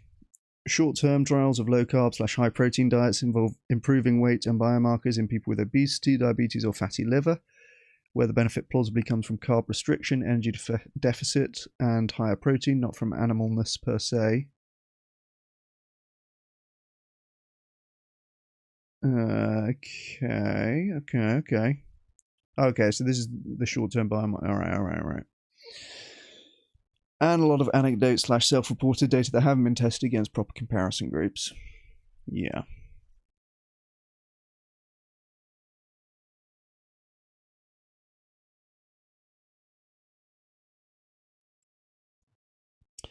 Those can make a story feel compelling, but they do not amount to long-term evidence of superior health outcomes for an animal-based pattern. Direct answers to your surely questions.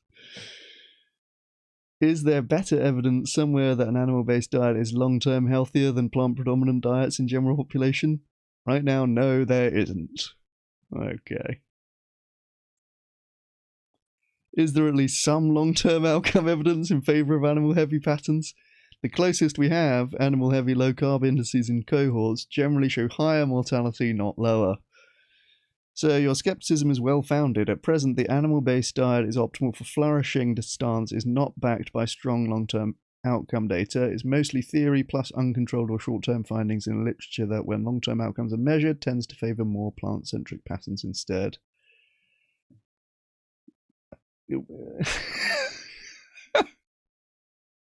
What else can I... There's gotta be something that I'm missing, right? There's gotta be. There must be more than just the mechanistic stuff, and then there's a little bit for undernourished populations and the elderly. There's a little bit of outcomes data there, and then there's just some weak, like self-reported, self-selected, uncontrolled, fucking vitalorigin.com.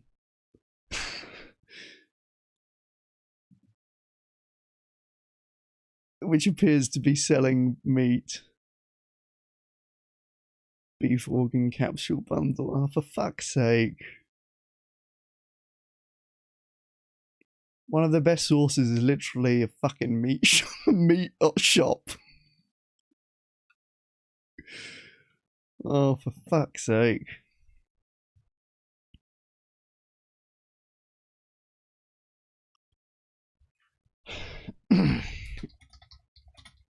Are there not any randomized control trials showing better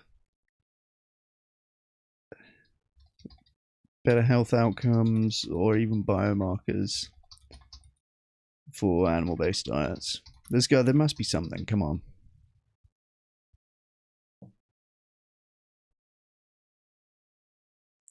For truly animal-based or carnivore diets, basically no robust RCTs showing clearly superior health outcomes and only very limited biomarker data, mostly short-term and mixed. Carnivore/near carnivore RCTs, 2026. Yeah, okay, we've read this. Found 9 human studies, none of which are proper randomized control trials. 2026, by the way, we're in a fucking month in.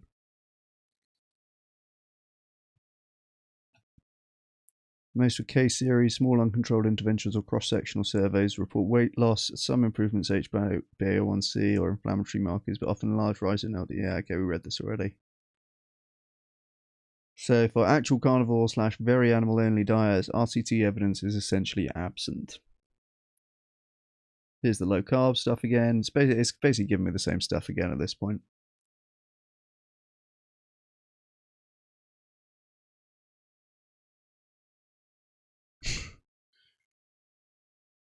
There are no long-term RCTs showing that an animal-based or carnivore diet improves hard outcomes, CVD events mortality versus plant-predominant diets.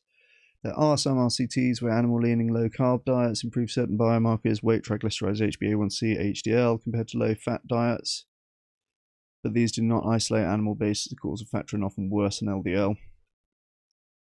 The one tightly controlled plant versus animal trial, here we go, suggests each pattern has short-term pros and cons, with better spontaneous fat loss on the plant-based pattern and more favourable insulin glucose on the animal-based.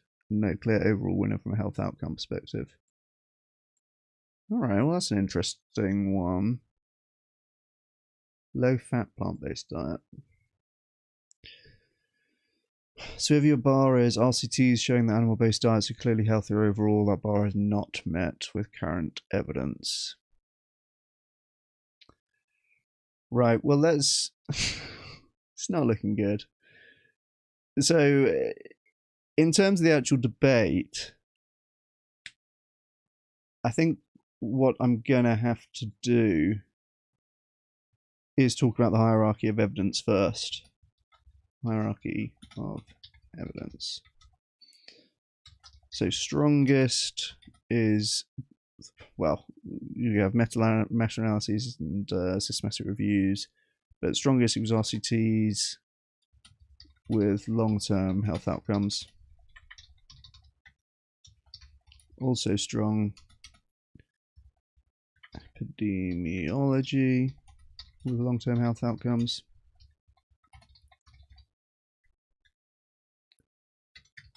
Also strong equals RCTs with biomarkers.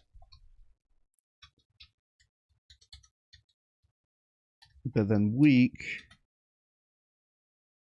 we've got mechanistic speculation, brackets, nutrient density, bioavailability, evolutionary stories, let's say, physiological stories like small intestine, also weak, anecdotes, obviously, also weak, self-selected, self-reported surveys of carnivore communities.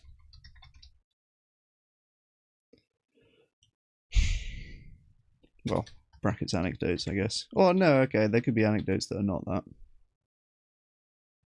Case studies.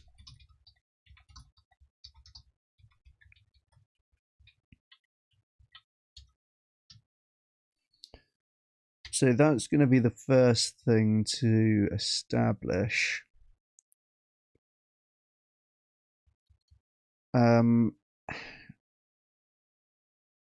There's another couple of things in here that are interesting to look at.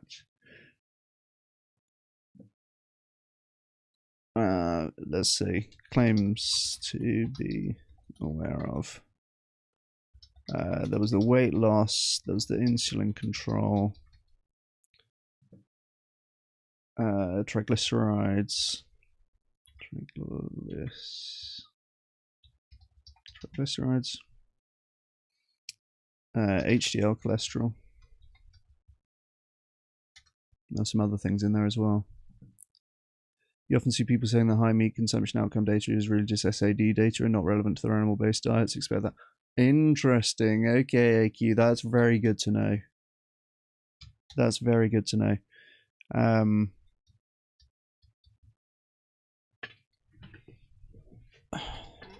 Obfuscation tactics, I'll put.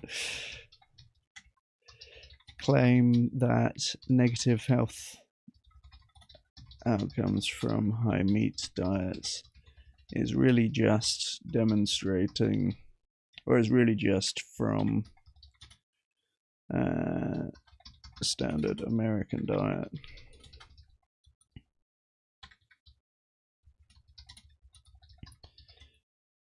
And not relevant to their high quality animal-based diet. That's very good to know. I appreciate that shout. What other things do we have? Oh, HbA1c. What was the other one?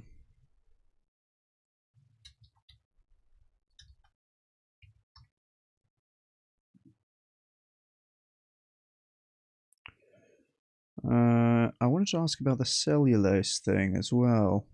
What was it exactly?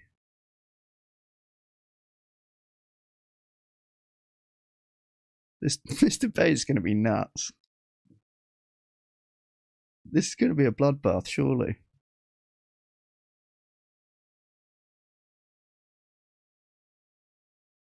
Cellulose and cellulase stop students having healthy lives with vegetables. Yeah, it's so again, this list here is his talking points, and it's so reflective of the talking points that we've just read on Perplexity. The ancestral diets he mentioned several times. Let me ask about that actually, and also the cellulose thing. Okay, so is there any reason to think that an ancestral diet or foods that humans evolved eating should be should be healthier, let's just say?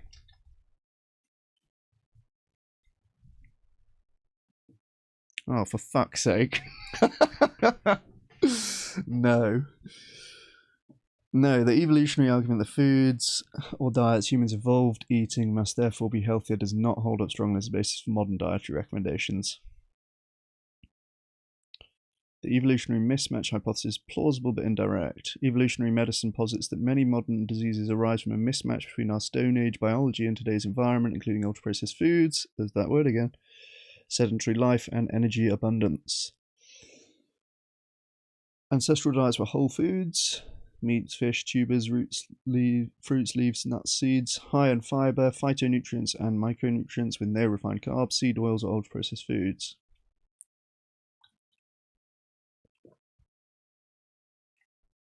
Reviews argue this mismatch explains rises in obesity, diabetes, and inflammation.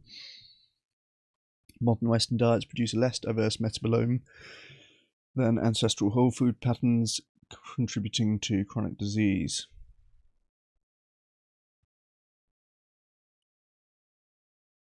A natural experiment in Turkana pastoralists, genetically similar, shifting from 80% animal products, low carb, to high carb Western diets, showed that the shift correlates with higher obesity and disease risk, supporting the idea that rapid dietary change away from recent evolutionary diets can harm health. This gives a reason to suspect ancestral-like whole foods might be healthier than UPFs, but it doesn't prove a specific macronutrient split or food type, e.g. meat-heavy versus plant-heavy, is optimal.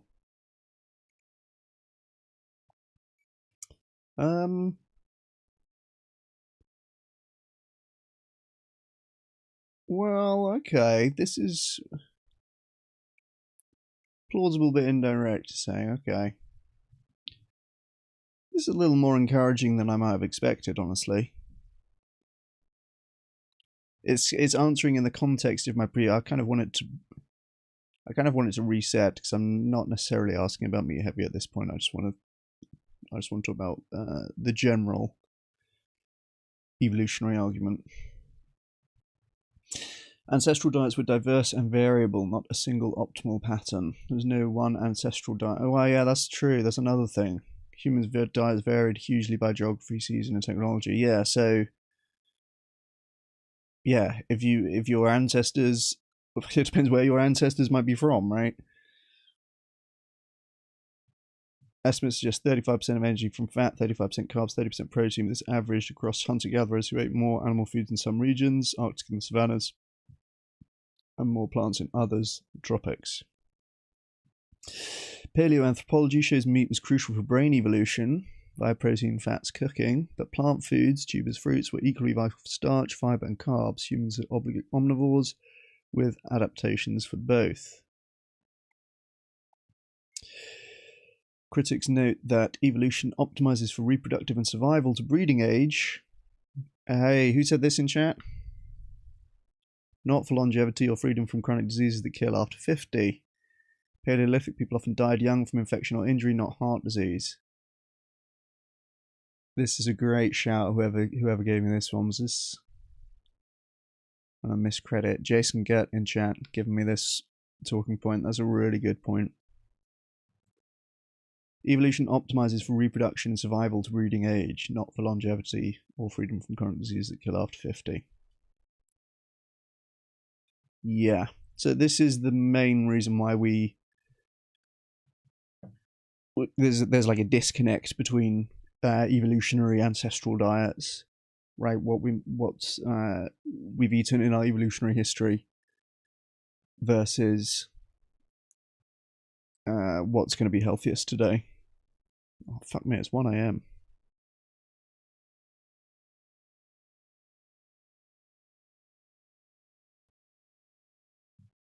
I'm having too much fun. So even if we could reconstruct it perfectly, which we can't, no single ancestral diet exists to copy for modern health. No direct causal link between evolved eating and modern health optimality. The leap from humans ate X to X is therefore healthiest now has logical flaws. Yeah, okay, this is what I'm interested in. Anthropology critiques. Human eating is learned and flexible, not rigidly genetically programmed. Hunter-gatherers adapt diets behaviorally, not just genetically. Okay. Howdy, Master Roach. Nice to see you.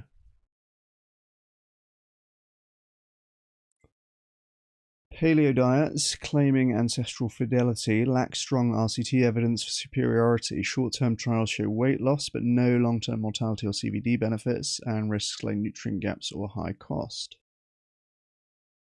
Okay, the high cost is a little bit by the by, but paleo diets risk nutrient gaps.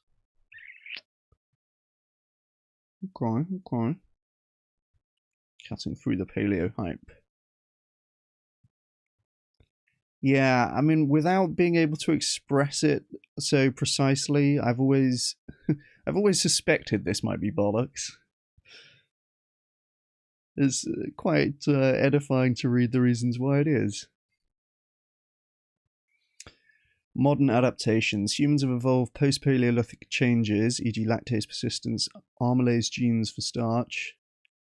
Ah, okay. So we've actually evolved, continued to evolve specific mechanisms for dealing with diets which were not followed in the Paleolithic era. Of course, yeah, that makes sense. We're still evolving. Showing ongoing dietary evolution, our gut microbiome and epigenetics adapt rapidly to new diets.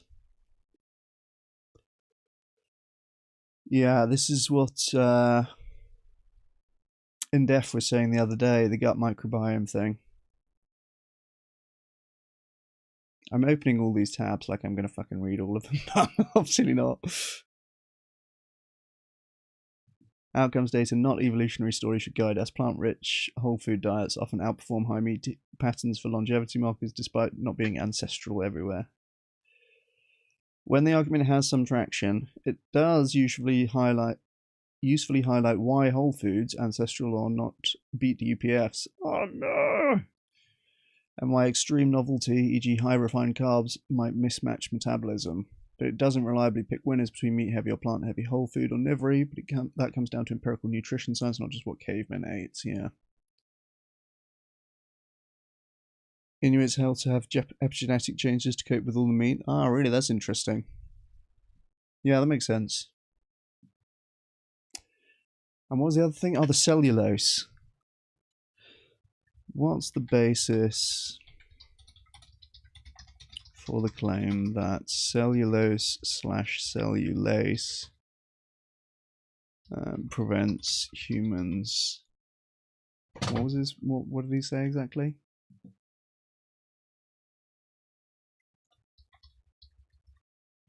Stops humans having healthy diets from vegetables. Prevents humans from having healthy diets based on vegetables. I like this. What's the basis for the claim phrasing? Because it's quite neutral. It can be skeptical towards the claim or like supportive of the claim. And it's just going to tell me what this guy's thinking who has said that.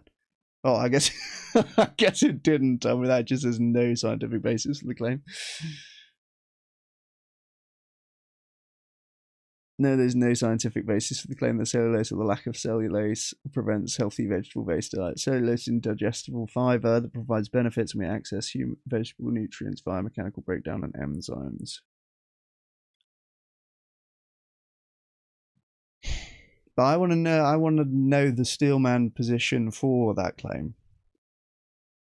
It's just so wrong that it won't even tell me. Cellulose is the main structural component of plant cell walls, forming indigestible fiber because humans lack cellulase enzymes. We mechanically rupture cell walls through chewing, blending, or cooking, releasing intercellular nutrients that our enzymes can digest. So if you're swallowing whole raw vegetables without cooking or chewing them, then you might be in trouble. But otherwise, they're probably healthy. Gut bacteria partially ferment some cellulose into short-chain fatty acids like butyrate, which support colon health, reduce inflammation, and even provide 27 to 43% of its caloric value in some people. They're not counted in nutrition labels. Oh.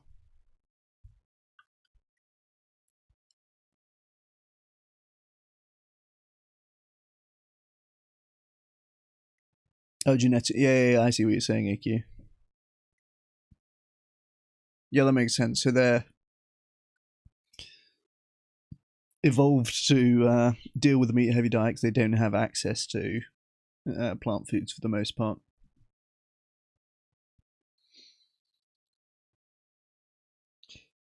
Fiber prevents constipation, feeds beneficial microbes, lowers cholesterol and stabilizes blood sugar, benefits backed by decades of RCTs and cohorts. Yeah, that's another claim we've got to ask about, this fiber's not essential thing. Vegetables are nutrient dense because of their oh no, vegetables are nutrient dense? We thought that was only animal products.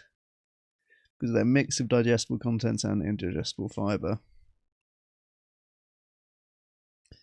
To where the claim comes from, carnivore diet influences. Okay. This is I'm literally asking for the pro animal based case. And it's like, nah. Nah, that's bollocks, mate.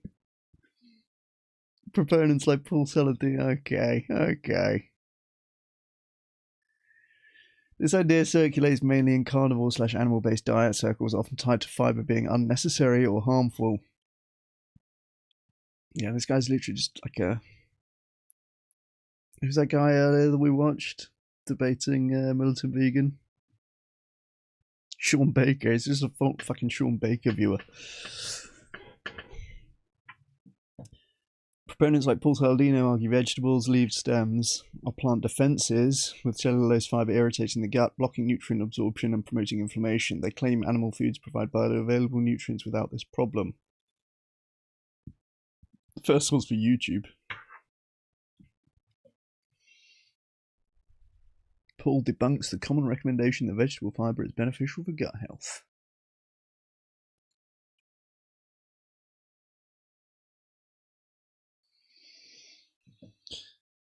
Carnivore advocates list fiber alongside anti-nutrients, oxalates, lectins, phytates as reasons to skip veggies, positing that zero-fiber diets heal the gut lining and that fiber causes bloating or autoimmune issues in sensitive people. Some cite animal studies, e.g. mice on pure cellulose developing gut issues or anxiety via the vagus nerve, to claim fiber is disruptive. These are anecdotal or selective interpretations, not mainstream science. You know, I have often criticised the meatheads for copy-pasting ChatGPT outcomes uncritically. And sometimes I think there might even be bots. They're just not even, there's no subjective experience. They're actually absorbing the information, right? But it is ultimately a good thing if everyone has access to AI, everyone can go and ask the question that they have asked in a way so as to procure a pro-meat answer of a particular AI. Anyone can go and ask the same questions to ChatGPT and can learn that the carnivore talking points are largely bollocks. So it's a pretty good thing, really, for like this understanding to be democratized. Yeah, there was a time when I would have had to read all those papers. Maybe Grok would be the AI of choice if you want ideological bias. Yeah, true. That's probably is what's going on, frankly, hey? Why the claim doesn't hold up. Nutrient access is fine. Chewing, cooking break cell walls. Spinach nutrients aren't trapped. We absorb about 90% plus of available vitamins and minerals from veggies. They're citing Reddit.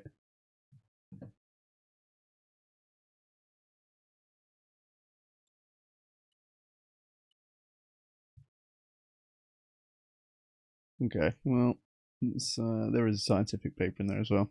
Fiber is protective. Meta-analysis links higher fiber to lower CVD, diabetes, colorectal cancer, and all-cause mortality. Zero-fiber diets lack this with unknown long-term risks. Okay, so this is going to be my next question about this, or the claim that fiber is not essential for humans.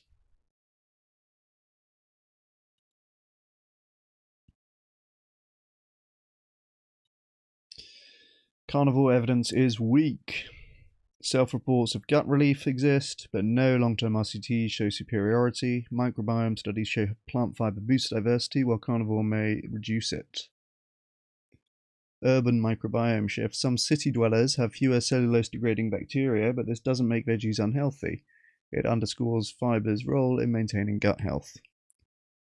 High veggie/fiber intake is linked to better health outcomes across populations. The cellulose blocks health idea is fringe speculation from low-carb advocates. Okay, so I feel like I'll go over this again to more fully absorb some of the details when I'm not doing this at 1 in the morning. But long story short, this is bullshit from people like Paul Saladino, basically.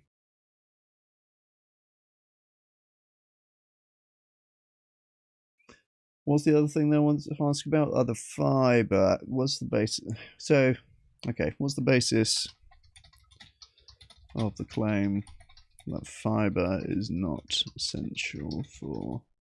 Well, again, I want to get the wording right. Fiber is not an essential human nutrient. Is not an essential human nutrient. Now, if it's the case that not having any fiber is going to shorten your life expectancy or increase your risks of early death, then there's going to have to be a pretty peculiar definition of essential, right? Because if it's going to actually make you die earlier if you don't have it, that seems pretty close to what essential means. Not being on fire is not essential. You can be on fire. It might lead you to die earlier, but not being on fire is not essential. The claim that fiber is not an essential human nutrient is technically correct in the strict biochemical sense, but misleading, as fiber is strongly linked to better health outcomes despite not meeting the narrow definition of essential. Okay. Yes, you actually do need fiber. Fiber debunked. Dietary fiber should be classified as essential. Okay. The strict definition of essential nutrient. In nutrition science, essential means your body cannot synthesize it and you'll develop a deficiency disease without dietary intake. E.g. vitamin C, you'll get scurvy, essential amino acids. Kwashiorkor. Fuck me, never heard of that. Kwashiorkor is a severe form of malnutrition caused by inadequate protein intake despite sufficient caloric intake. How many vegans do I know and have known for years, and I have never fucking heard of this? Malnutrition caused by inadequate protein intake. Has anyone in chat heard of this? Kwashiorkor. That's mental. You would have thought, for all the protein concern, that vegans would be getting kwashiorkor left, right, and centre. I have literally never heard of it. So, nutrition science essential means your body cannot synthesize it, and you'll develop a deficiency with disease without it. Well, it's saying that not having enough fiber increases your risks of getting CVD. I guess it's not a deficiency disease. Fiber does not qualify. Humans can survive indefinitely without it. Acute deficiency syndrome develops. So it lacks an official RDA as an essential, like vitamins or minerals. This is funny wording. Humans can't survive indefinitely with or without fiber, mate. But okay, it's saying that there's no specific deficiency which is going to develop from lack of fiber. Again, though, if you do get heart disease, doesn't that count for something? I guess it's going on to say yes, it does. Carnivore advocates like Ken Berry, Paul Saladino, and Eddie Abu highlight this to argue we don't need fiber, pointing to self-reports of improved digestion, less bloating, and stable blood sugar on zero-fiber diets. They often frame fiber as a historical fix for constipation from low-nutrient grains unnecessary on meat-only diets. Fuck me, it's fucking dangerous, these carnivore blokes, isn't it? It's like misleading reporting of nutrition science in a way which is gonna increase their viewers' risk of heart disease and death. It's fucked when you think about it. I mean, it really hit home for me recently because one of my close mates started talking about some of this stuff, and he'd been watching one of these guys. I think it might have been Sean Baker, actually. And, you know, before that, I was like, oh, you know, these fucking meatheads on the internet, you know, they're going to kill themselves by taking bad advice. But, you know, fuck them, right, more or less. But no, they're victims of people who should know better, or people claiming to know better. They're being fed these stories. They're taking this advice. They're going to increase their chance of getting heart. My mate might get heart disease, and it'll be because of Sean Baker. But that's not cool.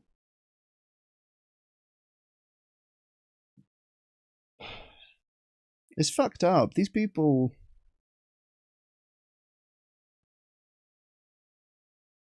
they're cool. They're sending young men to die.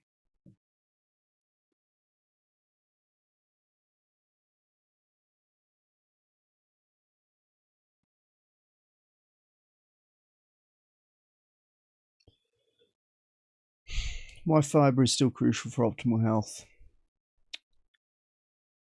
Fibre is indigestible plant carbohydrate with proven benefits, even if it's not essential by the narrow definition. Okay, so got this thing about not being able to synthesize it, no specific deficiency disease.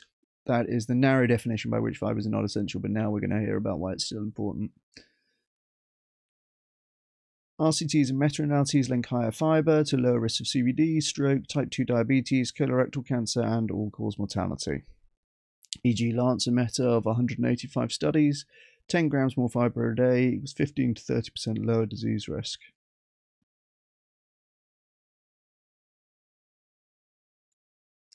Okay, so this is just like a bit of fuckery on the narrow definition of essential nutrients, basically. Mechanisms. Ferments into short-chain fatty acids, butyrate, that feed gut cells, reduce inflammation, improve insulin sensitivity, and support microbiome diversity. Also binds cholesterol, slows carb absorption, and promotes satiety. 2020 paper in Nature Food argues fibre should be reclassified as essential alongside certain amino acids, given its role in preventing chronic disease. Yeah, that's what I'm saying, right?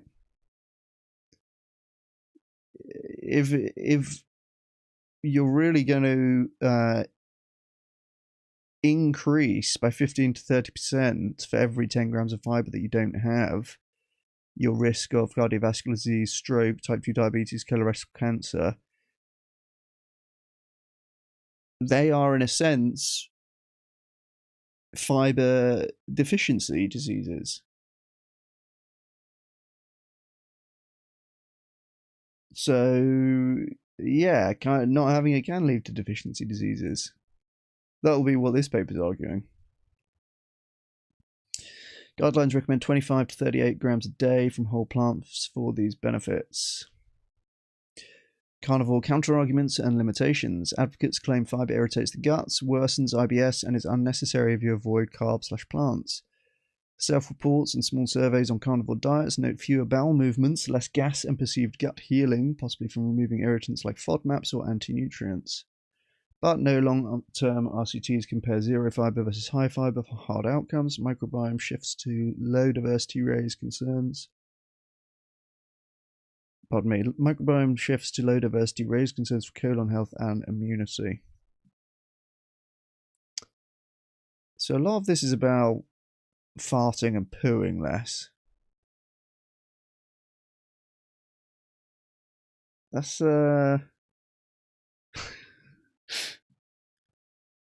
if you're like I can see why this is all like aimed at young dudes, right?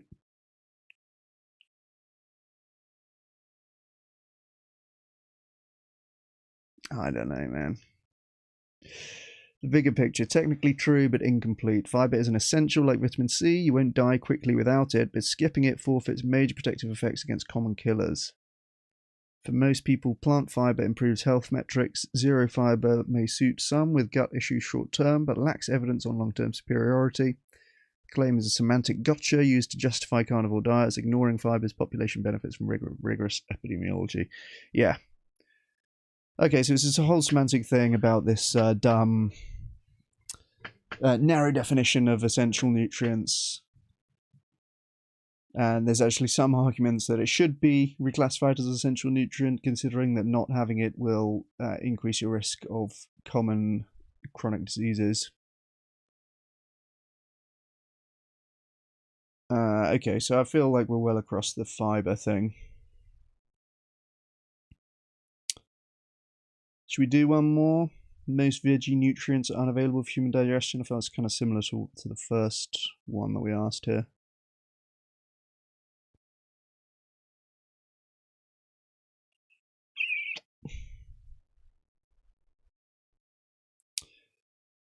Nah, you know what? I think I'll leave it here. It's 1:30 for me, so that's going to be plenty for today. But this was worth looking at. There's really no evidence for his claim that animal-based diets are optimal for human flourishing. Or not no evidence, but very, very weak evidence, and much stronger evidence for the contrary case, that plant-based diets are optimal for human flourishing. Hey, Vegan Running.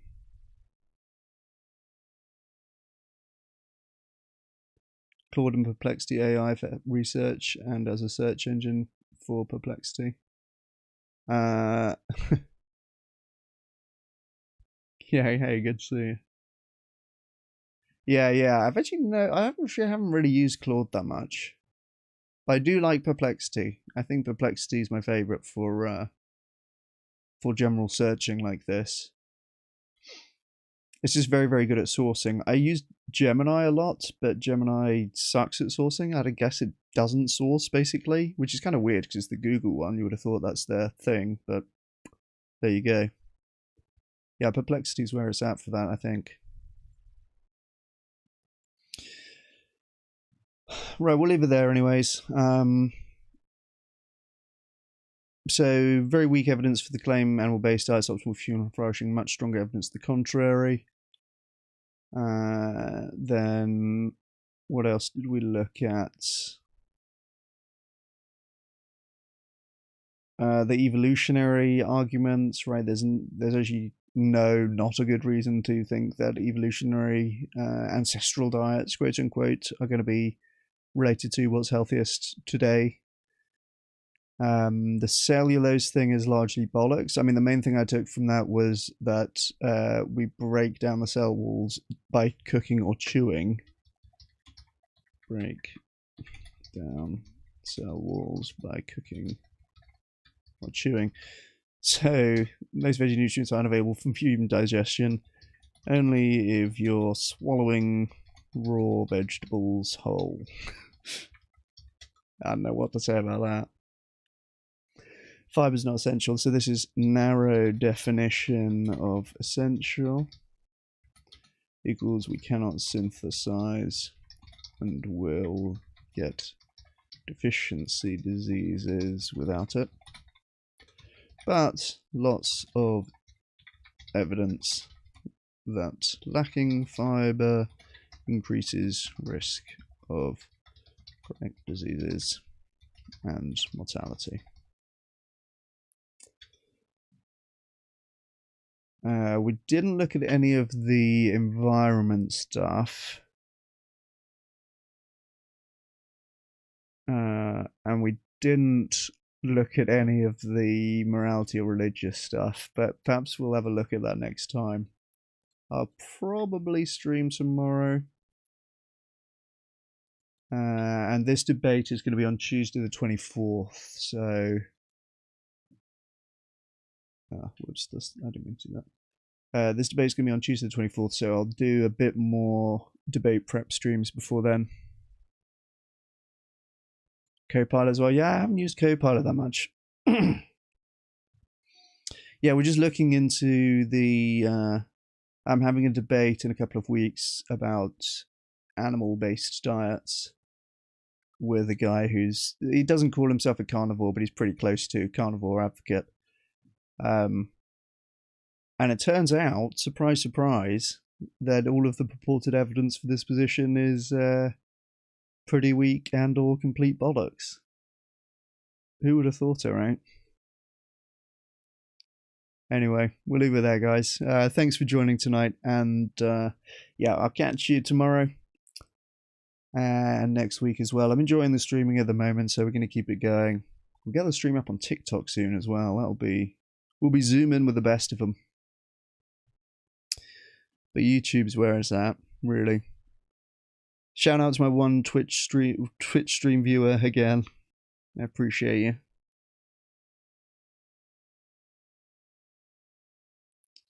And thanks for watching, guys. Join the Discord at dsc.gg/ChrisBryantPhD. And you can continue to share with me some useful sources for this debate. And partake in much Vegan 2.0 discourse. It's dsc.gg/ChrisBryantPhD if you want to join the Discord. Thanks so much for watching, guys. And I will catch you next time. Cheers.